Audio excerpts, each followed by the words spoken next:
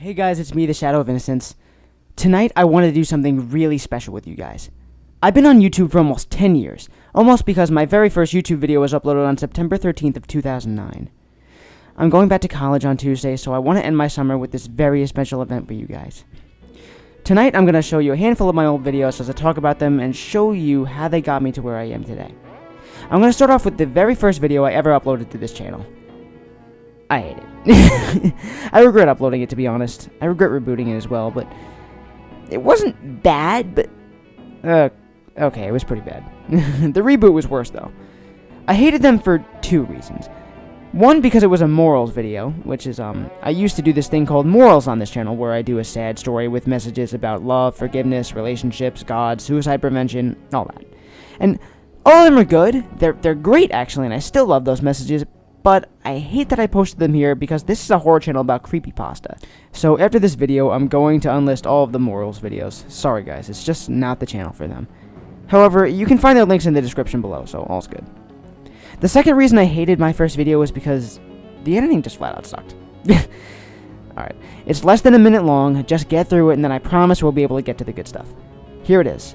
Lost the moon while counting the stars.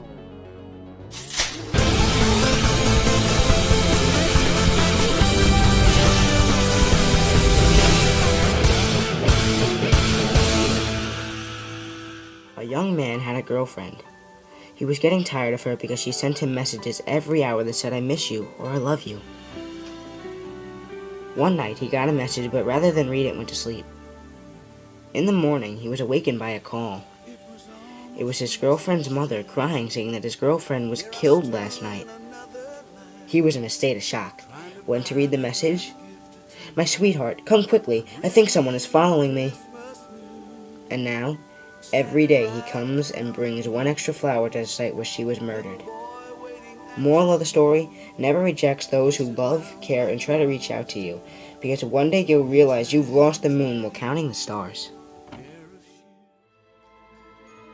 That video wasn't even an original on this channel. It was a re-upload from my previous channel, which pisses me off more, but after that, I really began to dig into CreepyPasta narrations. So, the next one I'll be showing you is actually my channel's best video, Masky's story. Funny thing about this is I didn't even expect that video to get so popular. This video was done before I even had equipment. I mean, from what I remember, I was standing in front of my TV, reading it off on my old Xbox, standing up in the dark with my mic to my mouth. With my phone mic to my mouth. I'm so proud that you guys loved that video and made it as popular as it became. Be proud of your work, even if it isn't the best, because it's something you made, and that's what makes it special. Okay, now, enjoy this blast from the past, Masky's story.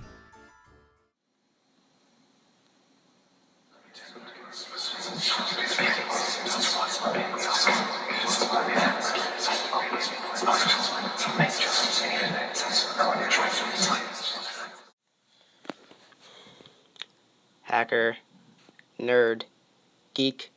I'm labeled with so many things, you can call me a post-it note. My name is Chris, and I live in California, in the middle of nowhere. I am currently 22 years old, and my favorite class is technology, or really anything having to do with numbers. So, you should know, I love using binary to stump my friend Alyssa. It's just really funny to see her try and figure it out. It's around 1:30 in the morning, and I'm watching scary videos on YouTube. I came upon a channel called To The Ark, weird name, but I clicked on a video called Extraction, and there was a figure with a white mask on that had black lips, black eyebrows, and black eye sockets. I was so scared, and the message in the video made no sense. So, I scrolled to the similar videos, and there was one with the channel name Marble Hornets. I clicked on the video, and it was called Entry 18, I think. The same figure was there with a buddy? This made no sense. I had to go to bed. I was so tired, it wasn't even funny. I felt the presence of something. I just don't know what. When I woke up the next morning, there were drawings all over the wall, and a doll that looked similar to a very tall, pale as snow man. I was a little scared, and then I also found a tape that was meant to be watched, as it stated on the back saying, "Watch me." So I went to the store and bought a tape recorder and hooked it up to my television. The tape was a video of Alyssa exploring what looked like the woods around my house. She turned the camera to herself and said into the camera, "Oh my gosh, I'm so freaking scared right now, it's the mask." The camera glitched, so I couldn't hear what she said. She continued with a visual interruption. "He's coming after me, they're following." Interrupted again. I heard her stop walking, and her eyes widened. "Found you." The camera was dropped, and Alyssa was screaming, "Get away! Get away! No, help!" She was cut off by a sharp cracking. A good 15 minutes passed, and I was surprised the tape lasted that long. Suddenly, there was a high-pitched screeching sound, and I covered my ears in agony. It was the camera glitching again. Man, this camera is horrible, I thought. I saw that the camera has been picked up and was turned to Alyssa. Her neck snapped and blood seeping from it. Then, it snapped to the same masked figure I saw in the video last night. It looked as if it had a seizure, and then the door to my house busted open, or so it seemed. My heart was beating a mile a second, and I grabbed the magnum I had under my desk in a duct tape pocket, and I yelled, "Who's there?" in a loud voice. The light shut off, creeping me out slightly. I felt hands grab me from behind, and I shot, hitting a foot that was not my own. I heard a scream, and I hit the guy with the butt of the magnum, and he recoiled, but then tackled me. I got punched in the face, and I yelled as the man grabbed the gun out of my hand, throwing it across the room. He put his hands to my throat, pushing on my windpipe. I gasped for air and slapped his wrists. I passed out. Last thing I saw was him taking off his jacket and kicking me in the gut. "This character matches up with this letter," Chris said, pointing and looked up to the masked figure. He nodded and patted her on the back. He turned and looked at the time. He sighed and looked back at her, jerking his head toward the door. Chris nodded and quickly put on a brownish hoodie and put the black cloth over her face. It was designed with 2 red spots for eyes and a red line for a frown. "Oh yeah, sorry for your foot, Tim," Chris said, sniggering, and turned to the door. The masked figure, Tim, blushed behind his mask and turned her to him, putting his forehead to hers. Then she giggled and walked out the door. Tim was smiling. "Hey, operator, try not to eat her, okay?" There was a faint laughter in the distance, and he shut the door, following Chris. Quiet as a mouse that was sleeping.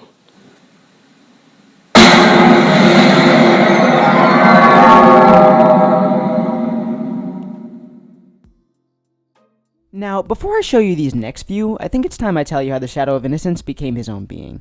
You may not fully believe this next part, but that's alright, because if you're skeptical, you can believe whatever you want. But, back when I was a kid, I had this channel called Paranormal Vampire.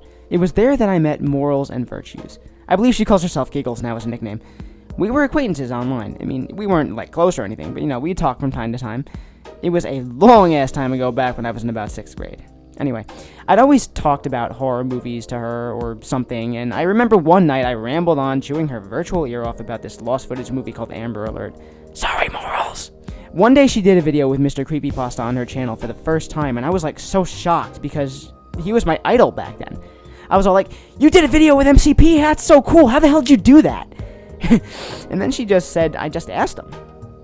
That was the final straw. Seeing Morals and Virtues do that video with Mr. CreepyPasta and watching CreepyPasta Jr. and all of them made me realize I wanted to become a CreepyPasta narrator. When I created this channel, I lost contact with Morals, though. I never stopped watching her videos because I still think her content is really good, and I think you all should go subscribe to her because she is an awesome YouTuber and deserves the subs. I always planned on trying to contact Mr. CreepyPasta over the years to do a video, but Honestly, as a kid, I got I got really shy and nervous, so I never attempted. But now, maybe someday soon, I will try to collaborate with him and other narrators. When I first started this channel, it was just my first and last name, and I was going for like an insane asylum feel. I made these 2 really weird channel trailers that tried to have that feel, but just really fucked it up and failed badly. But then I had, back then I had a girlfriend who had a friend that I allowed to have access to my YouTube channel. So they would help me see which videos were good and which weren't. My god, I regret that now. Don't ever give up your YouTube account information to anyone. Anyway, her friend stated that using my real name was dangerous and that it needed to change. I took that as my opportunity to be very creative. At first, she actually changed the name to The Hour of the Insane, because she secretly wanted the initials to be Thought, and I stupidly didn't realize that. Really though, it was Thoughty. Thank god that fucking name didn't last. Eventually, I grew to hate the name because my video length was never an hour, and I loathed the fact that I didn't make the name. So eventually, I came up with the name TheShadowOfInnocence, which in my mind means the opposite of innocence, which is evil. I changed the asylum field because I saw CreepyPasta Jr. already had that, and for a while I tried to make peace with that, that we both had asylum themes because I was a kid back then, but I finally made TSOF into this evil character that's a supernatural being that brings you into his own world.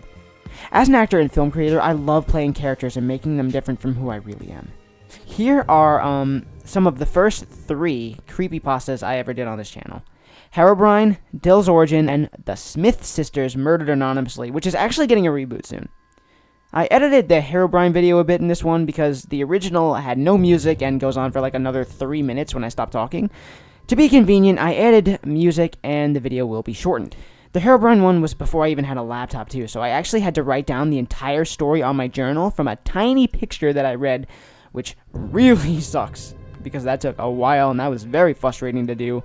Especially when I had to turn the page and try to keep the page down and keep it from making sound in the video. That was annoying.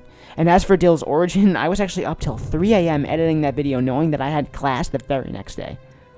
The only one I did not have trouble with was the Smith Sisters, even though I actually had to write that one down in my journal as well.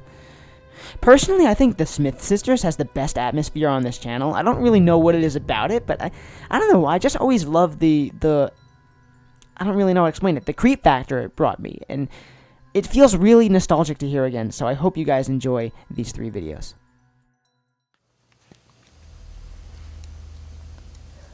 I had recently spawned a new world in single-player Minecraft. Everything was normal at first, as I began chopping down trees and crafting a workbench. I noticed something move amongst the dense fog. I have a very slow computer, so I have to play with tiny render distance.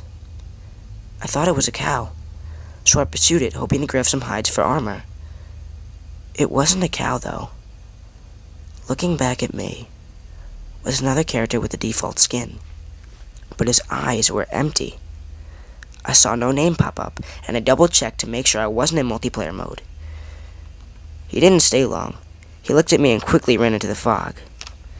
I pursued it out in curiosity, but he was gone. I continued on with the game, not sure what to think. As I expanded in the world, I saw things that seemed out of place for a random map generator to make 2x2 tunnels in the rocks, small perfect pyramids made of sand in the ocean, and groves of trees with all their leaves cut off. I would constantly think I saw the other player deep in the fog, but I never got a better look at him. I tried increasing the render distance to far whenever I thought I saw him, but to no avail. I saved the map and went onto the forums to see if anyone else had found the pseudo player.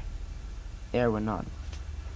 I created my own topic telling of the man and asking if anyone had had a similar experience. The post was deleted within 5 minutes. I tried again and the topic was deleted even faster. I received a PM from the username Herobrine, containing one word: stop. When I went to look at Herobrine's profile, the page fell forward. I received an email from another forum user. He claimed the mods can read the forum user messages, so we were safer using email. The emailer claimed that he had seen the mystery player too, and had a small directory of other users who had seen him as well. Their worlds were littered with obviously man-made features as well, and described their mystery player to have no pupils. About a month passed until I heard from my informant again. Some of the people who had encountered the mystery man had looked into the name Herobrine and found that name to be frequently used by a Swedish gamer. After some further information gathering, it was revealed to be the brother of Notch, the game's developer. I personally emailed Notch and asked him if he had a brother. It took him a while, but he emailed me back a very short message. I did, but he is no longer with us. I haven't seen the mystery man since our first encounter, and I haven't noticed any changes in the world other than my own. I was able to press print screen when I first saw him. Here is the only evidence I have of his existence.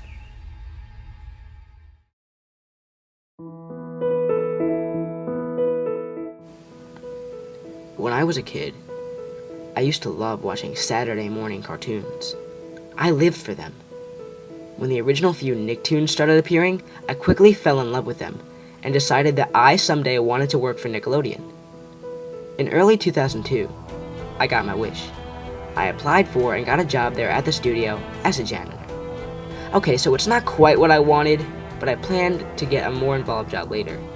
And in the meantime, I considered it quite a treat just to be there. One day, I was told to replace a dying light in the vault. This got me extremely fired up. I would finally get a sneak peek at all those unaired shows. As it turns out, the vault was a little more than a room with some shelves, more like a walk-in closet. The shelves held rows of film reels labeled with the names for various shows and movies that for whatever reason were never aired. Most were unfinished. Some weren't considered funny or entertaining enough to be shown. At the end of the room was a small cardboard box sitting on the floor, containing about 50 flash drives. When I had finished changing the light, I decided to take a look at them. They were all white, and labeled with black Sharpie. I had flipped through about 10, and of those had found 2 that interested me. The first was something called Crybaby Lane. The other was titled Rugrats, Dill. I had never heard of the first, but I loved the Rugrats, so I slipped it into my pocket and decided to take it home with me that night. I'd return it in the morning, and no one would know. As soon as I got home, I plugged the drive into a USB port and opened it. As I had expected, it contained an AVI file. I double-clicked and the show began. Unlike other episodes, it was a cold opening. Surprisingly, it was animated in the same style as the first movie. Very high quality for the show. Oddly, the house seemed to be darker than it should have been. The windows were boarded up, and there seemed to be a layer of dust over everything. Tommy was sitting in his high chair, and his head was resting on the tray. He looked up slightly, and his eyes were horribly sunken in. His stomach was swollen, and he was dangerously emaciated. Poor Tommy hadn't eaten in days. Just when I thought it couldn't get any worse, the scene switched to the living room. There was a weird-looking image displayed just before the switch, which I print-screened. You are looking at it now. Dee Dee was sitting in a rocking chair, cradling a bundle. She seemed to be singing a soft lullaby between sobs. The camera turned to reveal what she was holding, a shriveled-up harlequin fetus with a white crust around its mouth. Dee Dee was holding an empty bottle to its mouth and continuing to sing that lullaby. It went to the normal credits at that point, though the text was in Cyrillic and I couldn't read it. The song was also slowed down a bit. The next day, I took the thing back and never brought it up to any of the staff. However, after work, one of them approached me. He never explained to me how he knew I had taken the drive, but it was obvious that he did. He told me that in the mid-90s, they'd had a female writer known to them only as Susan. She'd written a few decent scripts, though most were put away for later in favor of other scripts. She had a very young son, and she'd taken a leave for a second pregnancy. However, it was stillborn. The resulting trauma destroyed her relationship with her husband, who left her. Weeks later, people had gotten worried and called the police to go check on her. The officer who had arrived at her home found that she had hung towels up over the windows. Investigating the house with a flashlight, he found that Susan was dead in her chair, cradling what remained of the fetus. In the kitchen, the high chair was covered in a mass of flies. It didn't take an expert to know what was under them. According to my new friend, the episode I saw was the last one she had written before her leave. Apparently, she'd stayed up all night doing all the animation herself. I continued to work there for several years until some new opportunities came along, but until my last day on the job, I never went in the vault again.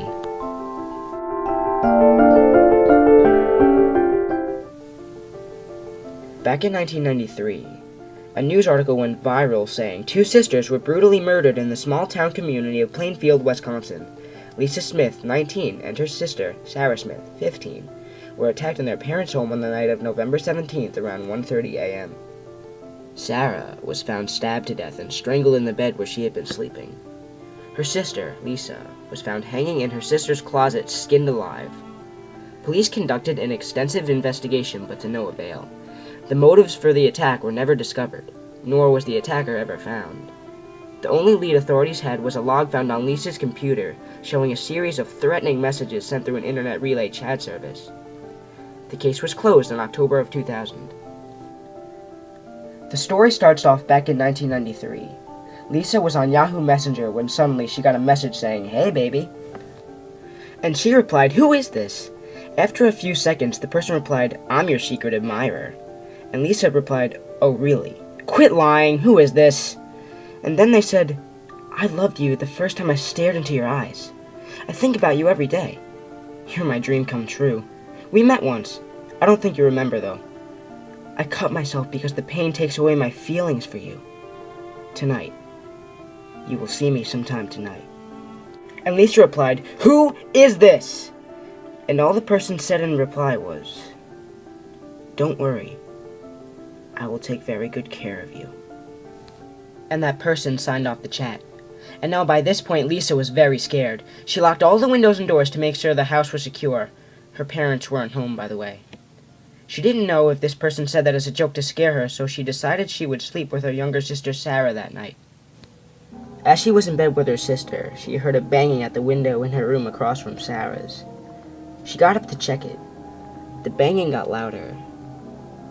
She saw nothing but some tree branches. When she came back to Sarah's bed, it felt wet. She thought her sister had wet the bed, but then she smelled a bad smell emanating from the bed. She flicked on the lights, and the whole room was covered in blood. Sarah was covered in blood and stabbed to death. Lisa was scared out of her mind and hid in her sister's closet just in case the guy was still there for her. She peeked out the crack to see a big shadow heading towards the closet. Then she was tugged out of it. The next day, their parents came home to find Sarah stabbed and strangled to death in her bed and Lisa skinned alive in her sister's closet. 2 years later, the parents tried again and had a baby boy named John. Lisa's room became a guest room, and Sarah's room, where the murder took place, became John's room. John grew up to have a good life. But one day, when he was online, he received a message from what seemed to be his big sister's old account, saying, "Hey, little bro." And he replied, "Who the F is this?" And the person replied, "It's your big sis." And he said, "I never had a big sister. I'm an only child. This some kind of joke, huh?" And the person replied, "Mom and Dad never told you? I died 15 years ago with your other older sister. We were murdered in your room, which was once my little sister's room. She was killed in her bed while sleeping, and I was killed in the closet, skinned to death." And John said, "Quit lying! I never had an older sister, and if I did, my parents would have told me. Whatever, you're stupid." And she replied, "You don't believe me? Well, if you want to look in your closet on the floor, I carved my name, time and date I was being murdered, and then my sister's name. If you don't believe me, little brother, type in Smith Sisters Murdered Anonymously. I gotta go, little brother. I love you and Mom and Dad so much. I can't believe they kept us a secret from you. They should burn in hell." And then that person signed off. Then the boy checked his closet and found Lisa Smith, 19, November 17th, 1993. Sarah Smith, 15, November 17th, 1993. Then he surfed the web and found everything about the murders in his house, and then went to sleep. The next day, He woke up and went downstairs. It was awfully quiet, and he thought his parents were just sleeping. Until he found his mom and dad both skinned alive in their closet, and there was a note carved into the wall saying, I told you I wasn't lying, little brother. I loved Mom and Dad, but they kept me a secret. I can't believe it. Well, I'm free from this cold world. I won't hurt you like how they did. I love you. Lisa Smith.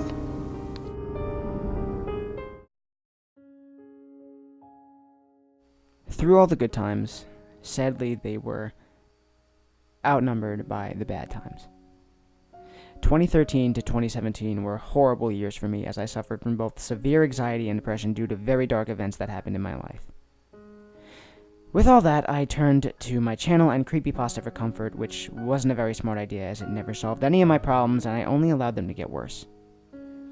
Right after I was done recording this next video, I actually suffered from a massive panic attack.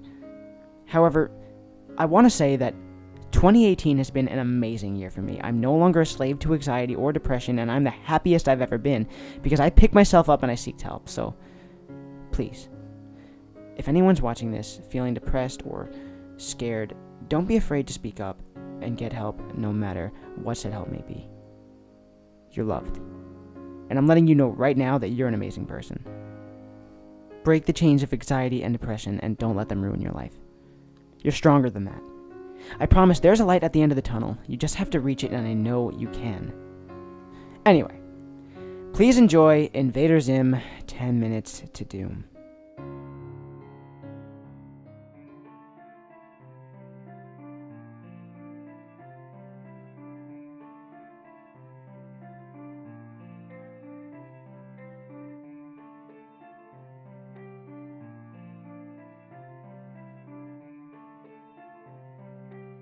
When I was younger, I was a lazy kid. My favorite pastime other than mindless violence on my GameCube was watching television. Since I was homeschooled, I got to watch the good shows that a lot of other kids couldn't watch during the day, provided my schoolwork was done before my mom got home. One of my preferred shows was Invader Zim. Although boring at most, it had interesting characters. A foolish alien trying to dominate Earth, an artificial intelligence drone which acted like a 5-year-old child, and many more. However, the show only filmed about 2 or 3 different seasons, so I was stuck on repeats all the time. And I didn't know why. The reason was because Nickelodeon canceled the show in early 2006. Even after a few years passed, I still watched the show here and there, because the episodes that were coming on air became seldom. That's when I got Netflix, which allowed me to watch every episode that was ever aired. However, with my garbage internet, the videos were usually choppy and glitched, such as pixels staying on too long in one place. So I decided to invest in some DVDs with bonus features, but those were only available on eBay, so I stay away from that. However, I had a friend who knew my interest in the show and directed me to his friend from Nick. Initially, I took his word and with a grain of salt, considering most of my friends were liars and backstabbers. Then I felt less convinced when I saw the guy. He was no older than 40, with gray hairs here and there on his face and scalp. He said that he had an old Invader Zim DVD, which he was about to give me. Or so I thought. Until he pulled it back and held it an empty hand out. Of course, he asked for $20 cash. I just gave it to him, and I got the DVD. After I got home, I examined the disc and put it into my PC. Turns out the art on the front was just covering an old CDR artwork, because that's all it was. It only had a few episodes. Oddly, they were my favorites out of the show.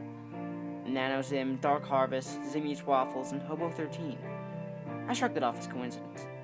But the 2 episodes I didn't recognize kind of intrigued me. I watched the first one expecting some garbage, blood, and guts on crap. But I just got a test episode named Pilot. I looked it up, and it turns out it was just an animation test for the series, with different voice castings. But then there was one named 30A/B. After about 20 minutes of thinking, I believe it was the episode 10 Minutes to Doom, which was supposed to be the last episode until Nickelodeon made the creators change it, because they were going to keep the show alive. So, I was caught off guard. What happened in the original script is that Zim's pack was supposed to be disconnected and stolen by Dib, and they were both supposed to die, but in the remake, Zim gets the pack at the last second, saving both Dib and Zim. I was kind of nervous to watch that episode, so I watched the others with dying curiosity. I eventually gave in and started the episode. The intro was different by the colors and different shots of Zim flying around and different character screens. The quality was bad, with maybe 40 pixels that stuck most of the time. Instead of 10 minutes to doom, I got Gur's big day, which hilariously, Gur got hit by a truck. After that fiasco of an episode, 10 minutes to doom started. The quality was even worse, and the animations were awkward. The coloring was also different. The show started with Zim blabbering to the tallest about conquering Earth, with them ending the call because of a lousy excuse. Then Almighty Tallest Red says, "Ugh, this is pretty dark, but don't you wish sometimes that Zim would just stop talking? Like, have his pack get disconnected or something?" It zooms out back to Earth with Zim mumbling to himself inaudibly. I could see someone in the background moving when he went upstairs. Then, as he goes up through the trash can elevator in the kitchen, his pack gets caught on the lid, and since he's going up quickly, it gets ripped off. He shrieks either in pain or in fear, which made me jump. He then grabs his pack and shouts for his computer to estimate how much time is left. I should also mention that the music started sounding like a modern version of the song Slender, with more instruments, which wasn't normal for the show. Dib's eyes open wide while Zim is panicking. His voice is heard, as if any viewer could hear his thoughts. What is he freaking out about? The computer replies that Zim has 10 minutes left. Zim shivers and heads towards the trash can. Gur grabs the pack and plays with it, as his normal self would. Then Dib comes and takes it. Zim starts freaking out as Dib runs away. The computer reminds Zim that he has about 9 minutes left. I start counting time at this point. It then snaps back to Dib, examining the pack, realizing the same. In excitement, he shouts about that he can finally defeat Zim, holding the pack to his stomach. Then something happened. Dib started screaming as the pack dug 2 tentacle-like cords into his stomach, and his mouth starts foaming, and Dib collapses. This goes on to the 7-minute mark. It swaps back to Zim when the computer announces that the pack is being used. Zim realizes quickly that it's Dib, but he says, "Dib, Thing has it!" Thing? I was thinking something more than physical is going on with Zim. It switches back to Dib, who is coughing up blood in his house and grunting in pain. He lies there from the 6.5-minute mark to 5 minutes, then attempts to get to Zim by going out the window. He's mumbling about conquest and Earth. After the fall from his window, I thought he would be in severe pain, but I guess not. It's at 4 minutes that it goes back to Zim becoming disoriented and walks around his house, coughing very badly. He looked a different color, more of a grayish color than green. As he walks, it shows a shot of his back, which looks completely horrible. It was scraped with gray skin peeling. Zim utters some words which are inaudible and passes out, with green stuff dripping from his mouth. The scene changes to Dib walking down the street where Gaz is walking home. Gaz walks by disgusted with her brother and walks by hastily. At this point, it's 3 minutes when Dib collapses, spasms, and stops moving. As a drum beat starts playing, getting faster as time drops. 3 minutes, 2 minutes, 1 minute, and when time ran out, the screen cut to black, and the video ended. I was extremely disturbed at what I just saw. I couldn't believe what I saw. I went online to see if that was really the episode. It wasn't. I went to YouTube and found the original recordings of the episode in audio form, since it wasn't finished. But what occurred to me is, what if this was the original episode? I guess so. The blood didn't surprise me because of all the bloody gore. I don't care for this episode at all.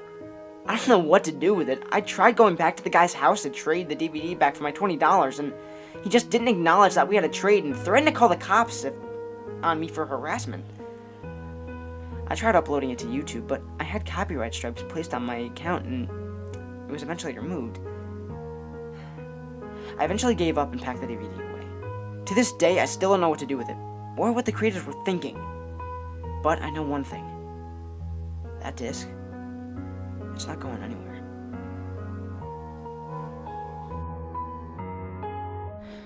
I did a few Nickelodeon creepypastas. I always had a soft spot for the lost episode stories. I've gotten different variations of comments saying they love the way I do my voice acting, how my voice isn't too deep like everyone's, how I really get into character, etc. My narration style was actually really inspired by CreepyPasta Jr.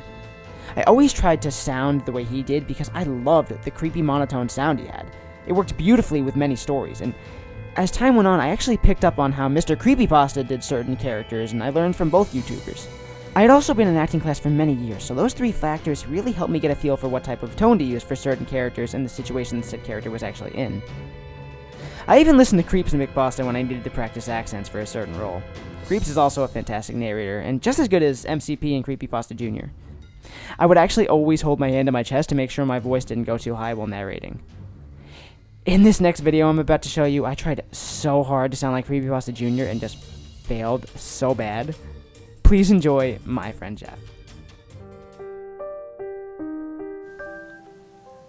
2:45 a.m. I'm fast asleep. My 7-year-old daughter, Mandy, is sound asleep in her room. Or so I think. As I lie down, deep in slumber, I hear a blood-curdling scream that instantly awakens me. The sound of Mandy screaming bloody murder makes me jump out of bed and dash down the dark hallway into her room. Her door is locked. I become fear-stricken and start yelling at Mandy to open the door. Then, there is silence. After about maybe 30 seconds, Mandy calmly opened the door. Her pajamas look slightly torn, as if she was just in a fight or a struggle. What the hell is going on? I immediately ask. Jeff snuck into my room and asked if I was tired. I said no. And he jumped on top of me like a maniac. Jeff. That name. That's when it hit me. Mandy told me a week ago she said she saw someone in her dreams that told her his name was Jeff, and began acting like Jeff was an imaginary friend. I didn't know what to think at first. After all, she's only 7. Kids have wild imaginations, but this time I knew this Jeff was more than just an imaginary friend. I'm the biggest skeptic I know, but this time I was really getting scared. The following morning, I turned on the television before work to flick through some channels. A breaking news broadcast interrupts my station moments later. The news reporter said the following. This just in. Infamous serial killer Jeff the Killer is on the run in our somewhat quiet town of Brookfield. All residents are being warned to take extra safety measures to protect their homes from break-ins. The new curfew until further notice has been changed from 11:30 p.m. to 6 p.m. Mother of God, I said out loud to myself as I dropped the remote. I became extremely pale and paranoid. Suddenly, I got the feeling like I was being watched. I've heard all those fake Jeff the Killer stories online, but I didn't think it would ever come to reality. Go to sleep? Fuck that! I knew I was in for a series of restless nights, tossing and turning in my bed, which I knew would probably become my coffin soon. Later that day, Mandy came home from school in tears. I asked her what was wrong. She ignored me and ran straight up to her room. She dropped a piece of paper on the stairs on her way up. I opened it and nearly shat my pants at the drawing. A threatening letter she found in her desk at school. 3 words. See you tonight! Later that night, I grabbed my crowbar from work for protection. I tried not to go to sleep, but drifted off around 1:45 a.m. Exactly 1 hour later, I'm awoken again, same time as last night. This time, no screaming, just a loud bang. I grabbed my crowbar, ready for a fatal battle, and slowly crept down my hallway. Halfway down, I hear Mandy scream again. I ran for Mandy's door and tried to open the door with a knob. After an idiotic failed attempt, I bust the door down with a kick. On the floor, Mandy is lying there, unconscious. Standing over her is a boy with black pants and a white hoodie, although it looked like it was stained with what looked like blood. Greasy black hair, and worst of all, his eyes. His eyelids looked like they were burnt off. And a big, evil smile that seemed to be in the form of a Chelsea grin. Shh. The killer finally spoke out. I dropped my crowbar, frozen in fear. big mistake. Jeff lunged at me with his blade, and the last thing I remember was Jeff whispering those famous words. Go to sleep!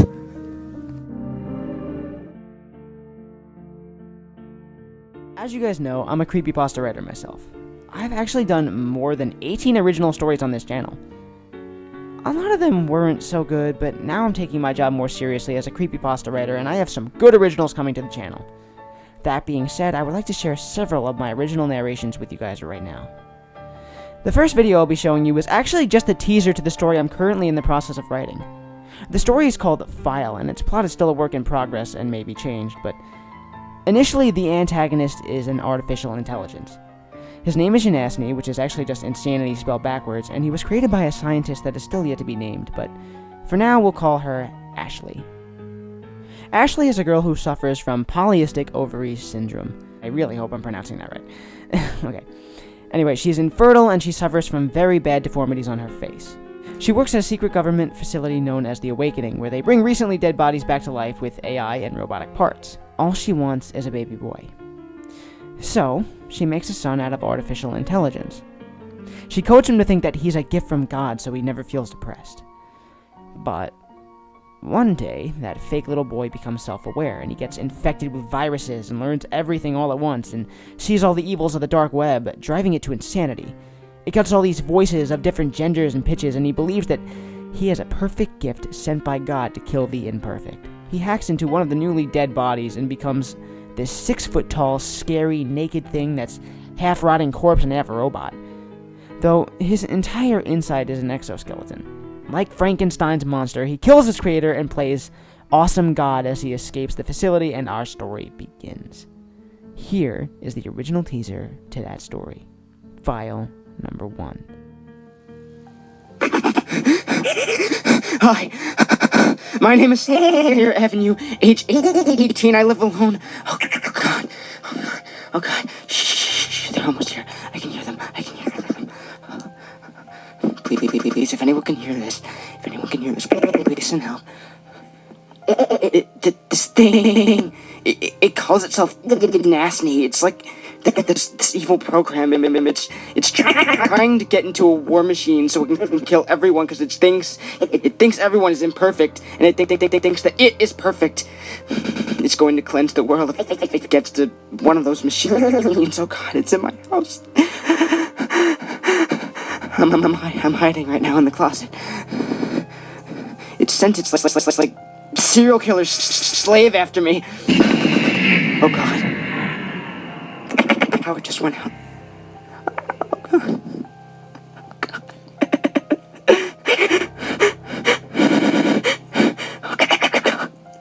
Please, if anyone can hear this, leave now. Before it's too late, it's coming to get you. It's going to get all of us if we don't do something about it now. It's going to hack into everything. It's going to kill all of us.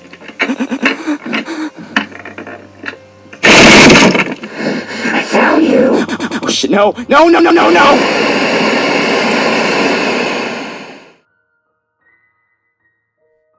Not my best work, but it's my work nonetheless. I like to think of it as a fun little memory to revisit. The next video I'm going to show you was an original creepypasta I personally wrote by the request of the user and a longtime TSOF fan, the Proxy of Slender. Hope you're watching, man. I was never too big a fan of Nina, nor am I a fan of Jeff or Jane, because I always feel they were too similar, but I also usually try to avoid making stories about ideas that aren't mine, because it's always better to be original. But I make several exceptions, and of course I will always answer subscribers' requests as best as I can, because I love you guys. Now please, enjoy my experience with Nina the Killer.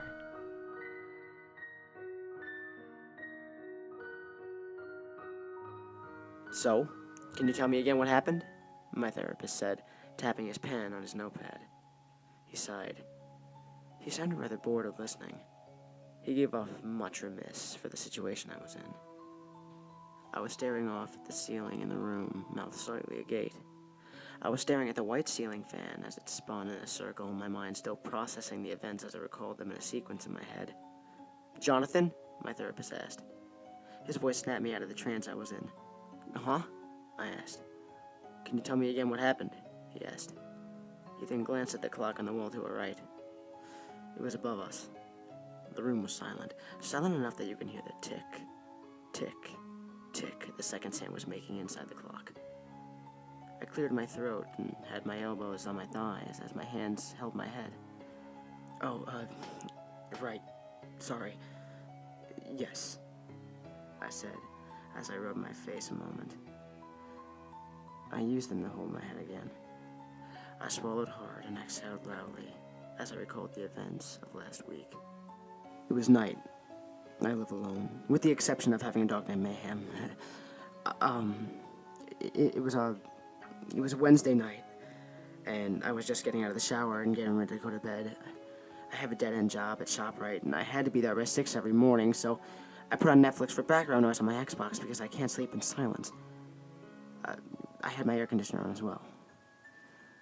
I had a random episode of Breaking Bad playing as I, shut my eyes and started to drift off. I said. My eyes moved continuously around the room, studying everything. I was paranoid. Nothing could shake the feeling of my paranoia since that night. Not porn, not friends, nothing. What happened next? My therapist asked, adjusting in his seat slightly. It was, my voice trailed off a second as I started to stare at the white floor. It was about 1:30 when I heard the noise, I said. The noise? Yes. It was hard to hear over my Xbox, but if you really listen, you could hear a slight thump-like noise. A thump? The therapist asked. He was scribbling on his notepad. Yes, I said softly. What happened next? The therapist asked in a quizzical tone. I got out of bed and I went to grab a drink, but consciously I wanted to check the noise too. My dog, you see, he's a bull mastiff, a big dog. He's very protective too, so even the slightest noise makes him antsy. I had walked into the living room, into the kitchen, I think to get a monster. I figured I wasn't going to fall back asleep anyway. I went over to where Mayhem was. He was just lying down on the couch. I sat down next to him and started to pet him in hopes that he'd wake up, but he didn't. I tried again and again to wake him, but nothing. I checked to see if he was breathing. He was.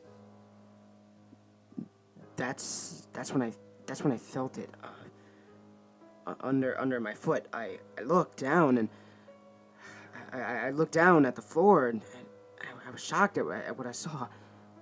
A syringe. Someone had knocked out my dog with whatever the fuck I picked it up. Feeling very confused. A breeze rolled in, and the curtains to my right, like they blew up a bit, and that got me scared because I remember the window being shut before I went to bed. Suddenly, all the lights in the house just started blinking like strobe lights, and like someone tried to cut the power but failed. I ran into my room to grab this machete I have hidden under my bed. After that, I heard footsteps slowly coming up the stairs from the basement to my right. The stairs to my basement led right to my hallway. Right to me! Luckily, the door was shut, so I silently walked into my bathroom a few feet away and shut the door till it was opened to only a crack. I held the machete to my chest, shaking. The lights, blinking like strobe lights, were starting to give me a migraine. My mind was racing. Someone broke into my house, knocked out my dog in his sleep so we wouldn't attack, and I attempted to kill the lights. This person wasn't planning on exactly being friendly. I heard the basement door swing open, and I heard heavy breathing on the other side of the bathroom door. I gasped, but quickly cursed myself in case the person heard. Suddenly, the doorknob jiggled a bit. I tensed. The door slowly opened until it was right on me, blocking me from view. I heard footsteps as the person walked into the bathroom. It looked eerie in the light. The person came into view, walking towards the shower and tugging the curtain open. It was a girl. I couldn't see her face because her back was to me, but she had long black hair.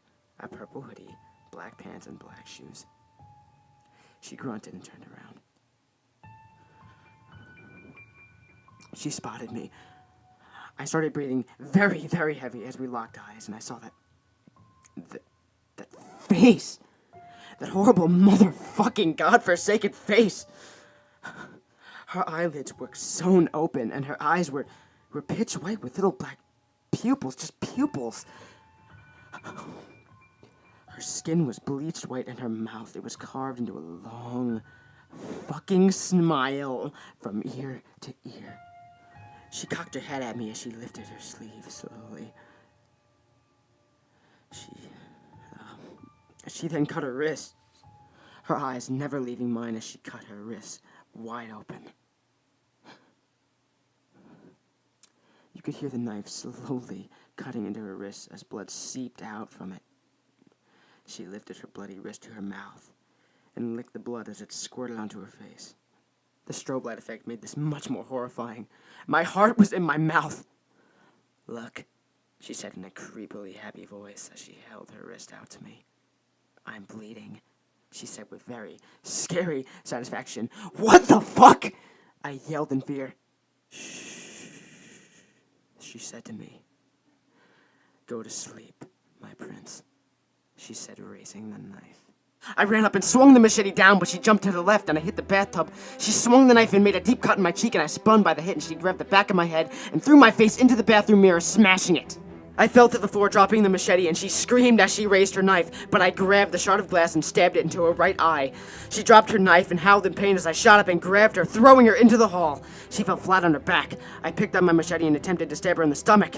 She caught the blade with her hands, though, and her hands gushed blood as she gripped the blade. Half of her middle finger fell off on one hand, and her ring finger in the other.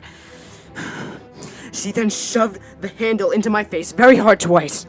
I pulled the blade away fast, cutting gashes into her new deformed hands. I picked her up by the collar and dragged her into the living room fast and threw her into the shelves of family photos with a loud crash noise. She fell face first onto the floor beside my unconscious dog, and I ran from my room to call the police from my phone. The girl screamed in anger, and I looked back to see her chasing me, slamming her arms on the sides of the wall as she did. I made it into my room just as the crazy bitch reached out to grab me. I slammed the door on her hand, and you can hear the crackling as her bones broke and she screamed. I then kicked the door shut on her hand completely, and her hand tore in half. I heard her collapse in the hall screaming.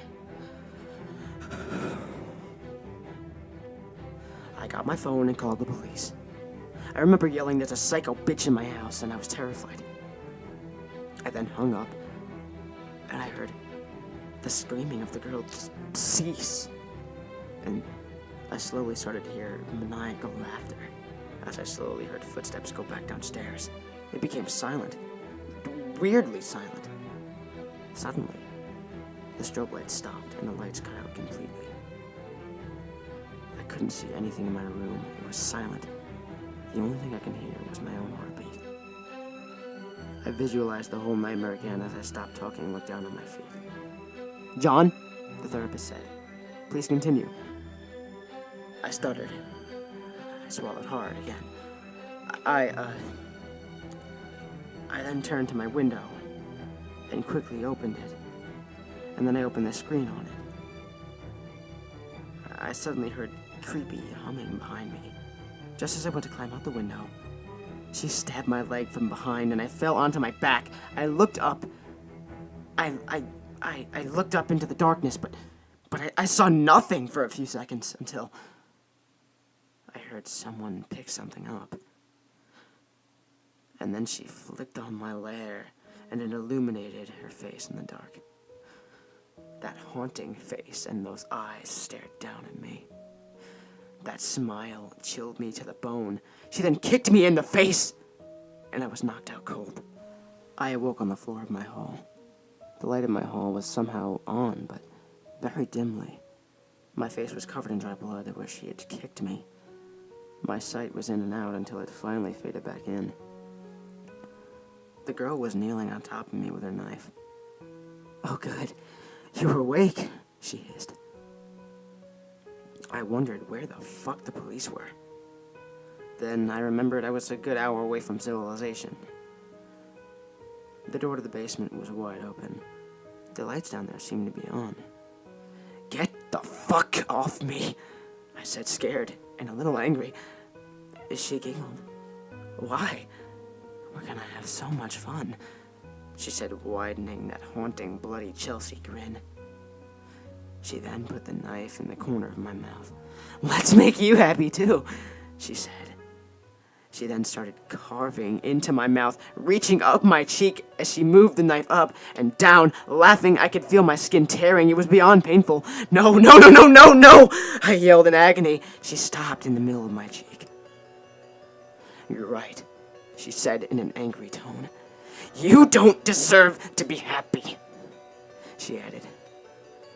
"Go to sleep, my prince," she said as she started to slowly shove the knife into my mouth. Suddenly, I heard feet scrambling towards us. Mayhem! It was my dog Mayhem. He came up from behind her and bit her arm so hard she started gushing blood. She dropped the knife to my side and screamed in agony. My dog then threw her off of me and towered over her.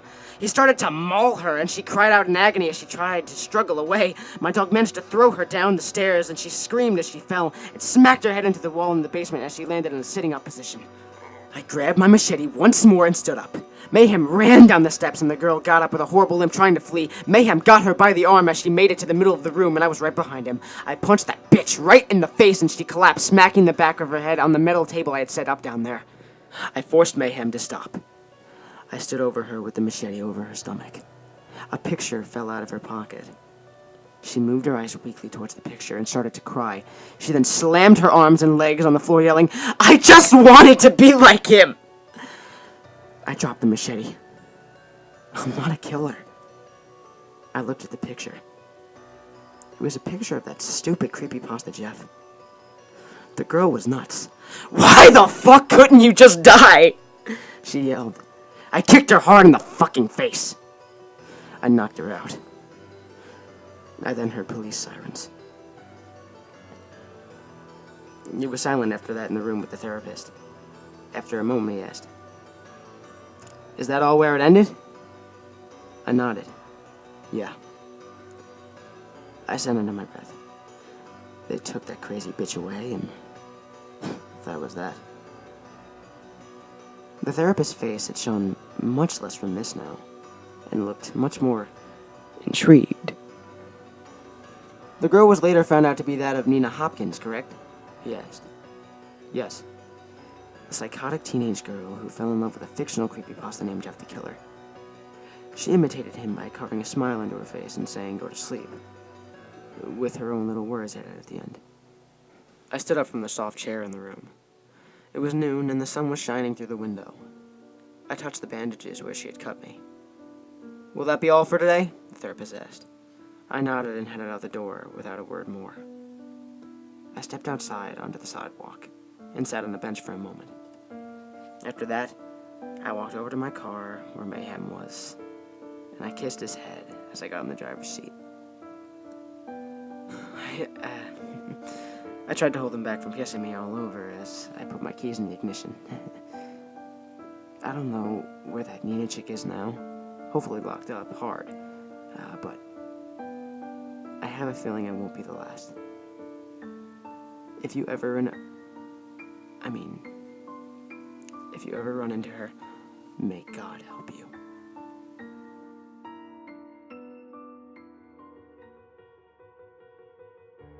Honestly, that story was a literal shot in the dark. I typed it up all in one night. I didn't want it to be cliche and say the killer was inexplicably invincible. I wanted to go for a more realistic tone. This next story has a really interesting background. One day I was bored waiting for my friend to come over, so I opened up Facebook and I started to type up this story that was completely improvised. It wasn't supposed to have a sequel, and it was originally me in the story, but when the story got surprisingly popular on Facebook, I decided to narrate it and give it a series. The original sequel for this said story flopped because I didn't like where it was going, so I rewrote the story and used this failed sequel as a post in the actual story.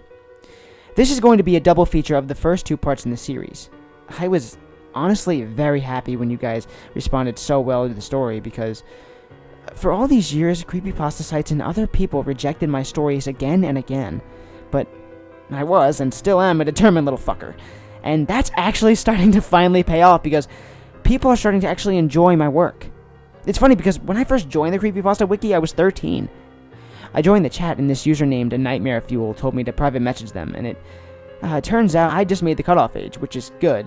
So for the last few weeks, they showed me the ropes, which is also probably how I survived beginning as a CreepyPasta narrator as well.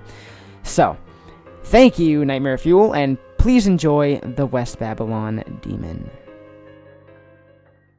Okay, so back in the summer of 2007, a teenage boy by the name of Jason MacLeod moved to America from the Ukraine. He lived in the town of Aeon, Wisconsin. On August 1st of 2007, he uploaded a video titled, "Let's Play Mario Strikers Charged." He uploaded it to a channel called Midnight Gamer. Jason introduced himself in the first video before playing the game. He didn't show his face, though. In the video, he made funny commentary as he played through the game. I found him one night after watching a lot of Markiplier. I looked for a Let's Play of Mario Strikers Charged, and Jason's channel came up. Sadly, I didn't see his video on that game until 2014. I looked at his channel, which had 5,000 subscribers. After watching a couple of his videos and laughing my ass off, I subscribed. However, I couldn't help but notice he hadn't been active since 2013, which really bummed me out. I still loved watching his older uploads, though. He has a total of 230 videos on his channel. I eventually had no time to watch his channel due to my acting classes, school, tech, and I eventually forgot about him. And his channel. It's now Tuesday, November 15th, 2016. I was on YouTube listening to some of my favorite YouTubers narrate creepypastas and true scary stories. Mr. Nightmare, Mr. CreepyPasta, Nightblind, etc. when he just randomly resurfaced in my mind. I searched him up and found his old YouTube channel. I remembered the good times I had watching his channel in 2014 with popcorn at night with the occasional Coke while having a good laugh. I would also watch him when I had a rough day. I just got done watching his last two videos and honestly, I'm very intrigued. Creeped out as well.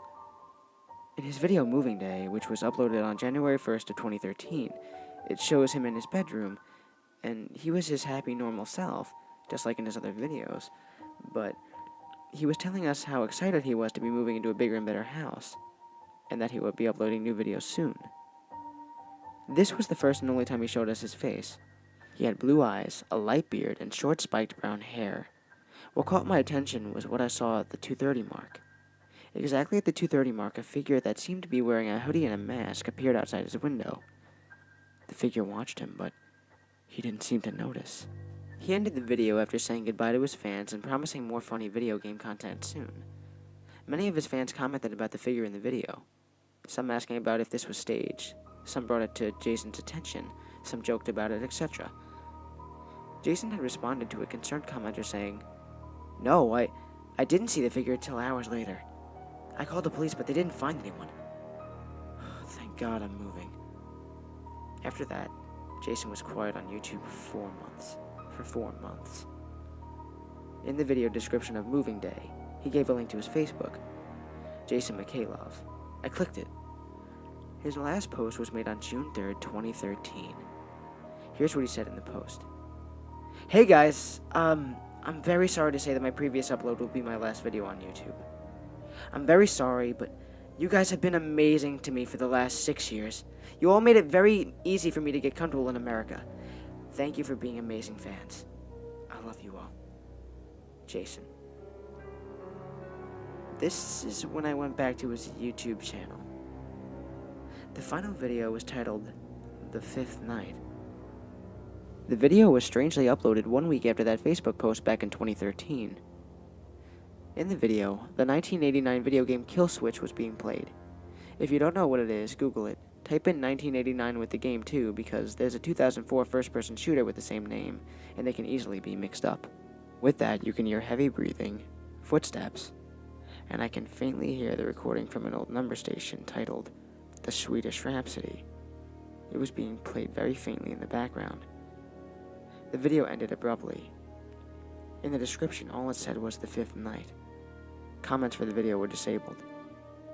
Something about this really creeped me out. I checked his YouTube description. His original description was, "I'm just a psycho trying to be sane, new videos every week." Now all it said was, "The Fifth Night." I don't know what any of this means, and I'm starting to think something much creepier was behind that last video.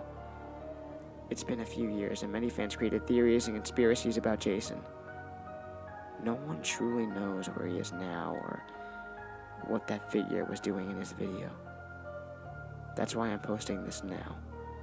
If anyone has any information to share about Jason's current whereabouts and situation, please message me at softserver21@gmail.com. Full disclosure, before I start this story, I want everyone to know that I'm not going to be using my name or any alias until I really have to, and that Daniel Mikhailov gave me full permission to say everything and anything we find on Jason Mikhailov and all the information we have already found. Almost 2 years ago, I posted on here asking if anyone knew about a man named Jason Mikhailov, looking for answers on his disappearance. To no avail, of course. Well, until about 5 minutes ago. It was just about midnight and I had just logged off my Xbox. I was getting ready for bed when my Gmail app alerted me. I normally just ignore those, being that they're never of any importance to me. This one, however, caught my attention rather quickly. I had gotten an email from someone named Daniel Mikhailov. Here's a transcription of the conversation we had. Now, note that Jason and his family are from Russia, so his English is very broken, so please be nice. Hey, I just saw a post about Jason. I know it's a very late response, but the minute I saw I had to message you. Sorry for the broken English, don't know the language that clear. Who are you? Jason Mikhailov's brother, Daniel. I am sorry, I should have started with that. Oh, hi, Would you like me to take that old post down? Sorry if it caused any trouble. No. No, the exact opposite, actually. Jason's disappearance ruined family. Parents got divorced, mom became alcoholic. It was massive snowball effect. I myself am currently staying at my girlfriend's due to massive fight with my dad. I was just getting up when I came across your post. The police never found anything on Jason and gave up. Even our own family eventually gave up on him. Their way of coping was fighting, drinking, and throwing every memory of him into the fucking attic. Like he didn't exist. It's like they stopped caring. Not me. If there's any chance of finding him or at least getting closure, I'm all for it. When I saw post, I was hoping maybe, just maybe, I could get help on ending this. Look, I know I just dropped some big bomb on you, but you're the only one who actually posted or tried to find answers in a while. If you really like him that much, would you mind helping me? Please. It would be a great help. I know we are complete strangers, so I would understand if you say no. Oh God, yes, of course I'll help you. I'll do anything I can to find information on the case. Anything. Cool. Thank you so much. Listen, I gotta get back. I talk to you more on the whole thing later. Thank you so much. You're welcome. Of course, I'll see you later. Yeah. See you. Sorry if I wake you up. I know there is massive time difference. It's fine, I would have done the same. Thank you. Of course. And that was it for the night. The next morning at 11:40 a.m., I shot Daniel another email, being that it was only 7:40 p.m. there. We talked for a while, looking for anything we could, while getting to know each other a little more in the process. We were just about to stop and take a break for a bit when I finally stumbled across something useful. I shot him an email as quick as possible. Hey, Dan, I finally found something big. Apparently a couple of months after my post about Jason, someone on Reddit claimed to be a cop and posted a whole big story on his possible killer. Here, take a look. Along with that, I had sent the link to the post. I'll quote the whole thing for you here. Hello, I'm Officer Mac, 53 years. I'm a local police officer at the Suffolk County Police Department. Over the years, I've worked on many sick and mysterious cases. However, there is a series of cases that we were told to keep tight-lipped about. The West Babylon cases. Another title for the case was the West Babylon Demon. In the town of West Babylon, there was a series of reports about a person in a black hoodie and an emotionless white mask. These reports came in from 2003 all the way to 2008. A total of 5 people were also reported missing during these years. The 5 people were Anna Aries, Elizabeth Arkin, Draven Maverick, Lorcan Xavier, and Talon Murdoch. A little after each disappearance, people also reported seeing the exact same message. The fifth night. No one was ever able to figure out what that message meant. None of these 5 people were ever found. After the final missing person report on October 13th of 2008, the West Babylon demon was never seen again. Well, that is, until 2013. 23-year-old Jason MacLeod was reported missing on the night of June 5th, 2013. He had been in the process of moving into a house in West Babylon. He even announced his move in a YouTube video called Moving Day. At the 2:30 mark, the infamous masked person from the West Babylon cases is seen peering in from a window. Jason didn't seem to notice the person and continued on with the video. What's strange is that 2 days later, Jason made a post saying he was no longer going to be doing gaming videos and that this was his goodbye.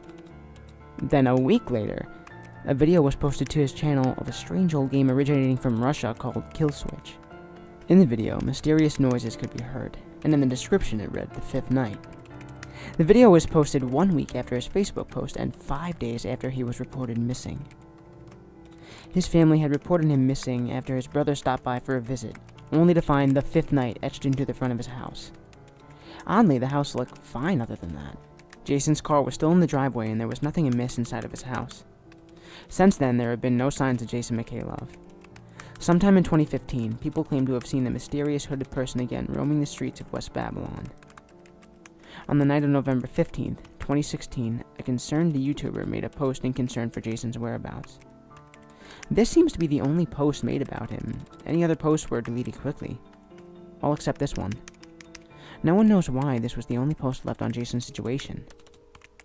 Now, after much consulting, we have decided to go public with these cases in hopes to find any leads on the missing people and the hooded person. But here is where questions arise. Jason MacLeod lived in Wisconsin. Why would this mysterious character disappear for so long and then reappear in Wisconsin right as Jason disappeared, and then be sighted again in West Babylon about 2 years later? And even if he did take Jason, why would he post on his YouTube account? All these questions still remain unanswered.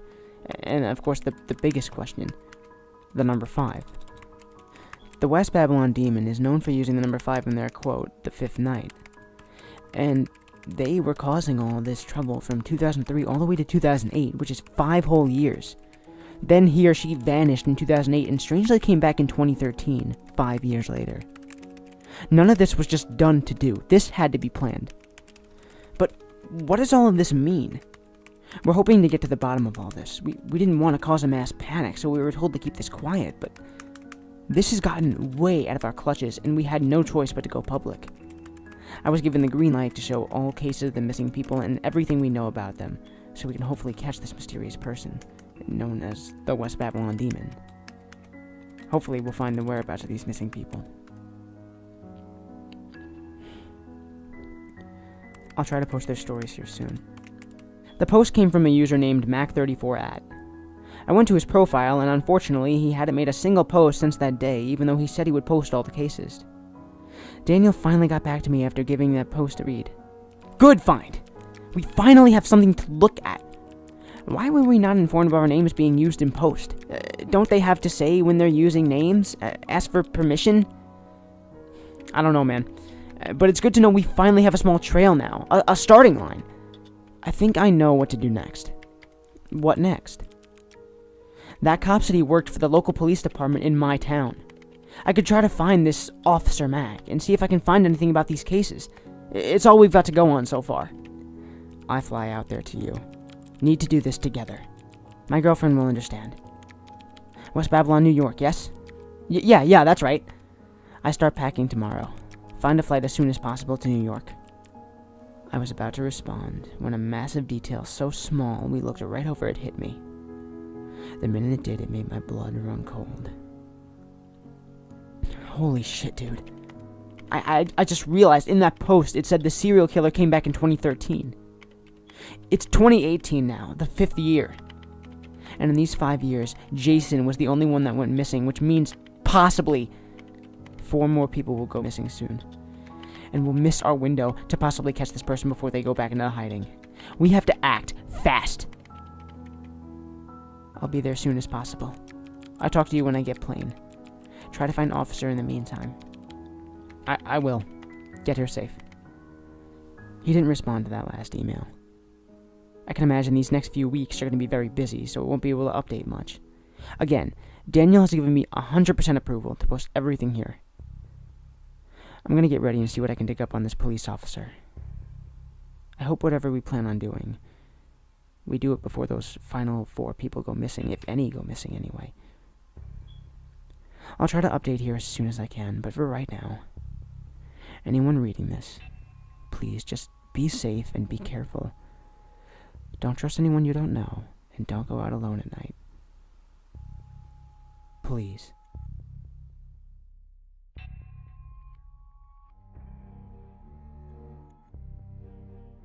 Part 3 is still in its beginning stages, but expect it before the end of this year. I took a stab at video game pastas, and to be honest, it's not my best work. I still think it's enjoyable enough, though. I was inspired one night when I was playing GTA Online, and the game just glitched out and made me watch my dead corpse. It's also inspired by this deserted, creepy-ass house I found on GTA Online. So, enjoy. This happened to me while playing GTA 5 Online. I really don't know how to explain this. I wasn't going to make a new video tonight, but I had to tell you guys this. This isn't a story. This legit fucking happened. I'm a big fan of GTA 5. I mean, I lost interest for a while, but I recently rekindled that interest when I played with my friend Alex. I had used millions of different characters in the past, but finally stuck with my fairly new female character who I spent hours making. Everyone says she looks beautiful, but before you think this, no, it's not the person you see on the screen. I named her Elizabeth after my story character. She's only level 28 though. For the last few nights, me and my friend Alex would play GTA Online until he had to go, leaving me alone online. Tonight I was alone online altogether. Frankly, I got bored of doing missions and robbing stores, etc., etc. So I spent some time at the strip club and got the numbers of Sapphire and Cheetah. After that, I started to drive home. It was night in the game, and I had a far drive ahead of me because I lived in that house that was all the way at the top of the map in Blank County. During the drive, I went on my phone and googled how to make your character topless. It's a glitch in GTA. I eventually gave up though and just kept driving on the road up the hill. I saw a big white house in the distance. The house had a fence and a little farm-like area with a scarecrow. I hit the brakes and skidded, crashing through the fence. I got out of the car because something about this new house intrigued me. I'm a horror fanatic and I love finding the dark side of games, and GTA has a lot of dark Easter eggs, like the Infinity Killer Easter egg, the Charles Manson Easter egg, etc., etc. Something about this house had a very creepy feel, so I took a look around. The house had outside stairs that led to nowhere, yet I tried to break in from the front door because in events prior to this one, I managed to break into a mysterious house as a glitch.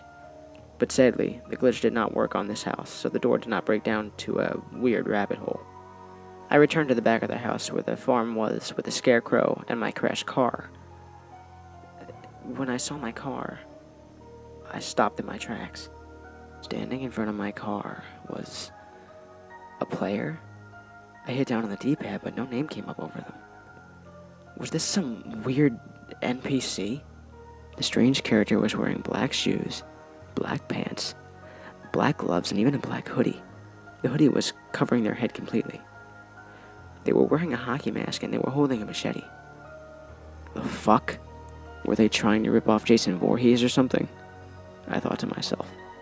The figure turned slightly to completely face me. That's the only move it made. I tried shooting it with my revolver, but nothing happened. I didn't dare approach it. I hit down on the D-pad again and looked at the player list. There it was. But the name was just 6 question marks. Suddenly the character cocked its head at me and went very slowly. I was in first person mode and quickly changed camera because that was creeping me out. I got chills. Suddenly, the figure sent me a text message in the game. They texted me my address. Then they texted me again with one word. Midnight. This made me turn pale. Suddenly the character disappeared. It then reappeared behind me and swung its machete into my character, and my character flew into the car, slamming her body hard with a loud thump. My character fell on her face, and the figure walked over, grabbed my character's head, opened the car door, put her head inside the car, and right as the person swung the door shut, the screen blacked out. After a few seconds, the screen turned back on. The figure was gone, and my character was left dead with the car door shut and blood dripping from the car door. The wasted side didn't come up. The game just kept playing, and cars passed by, and everything played as if nothing happened. I stared at my dead character, shitting myself. Then the Xbox shut off. I don't know what to make of this. I don't know what it meant by sending my address to me and then saying midnight. What do you guys think I should do? Leave your answer in the comments. I'll take any suggestions.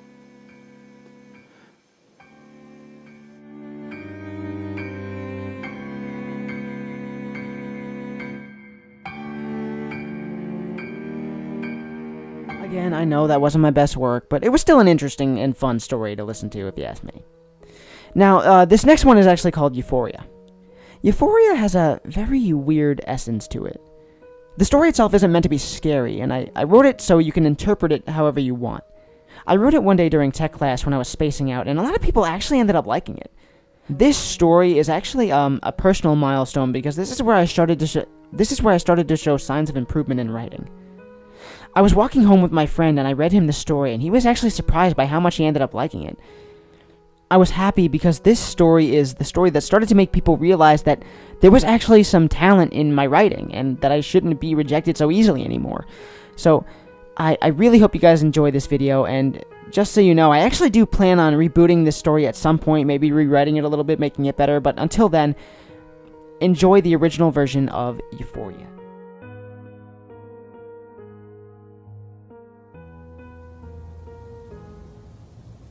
The wind was blowing ever so softly. You could hear the rustle through the trees. The moon was shining brighter than ever. The stars were shining brighter than they ever have. The earth's beautiful embers of the night. The moon was shining brighter than my whole life had been. Brighter than my future. The moonlight shined down on me.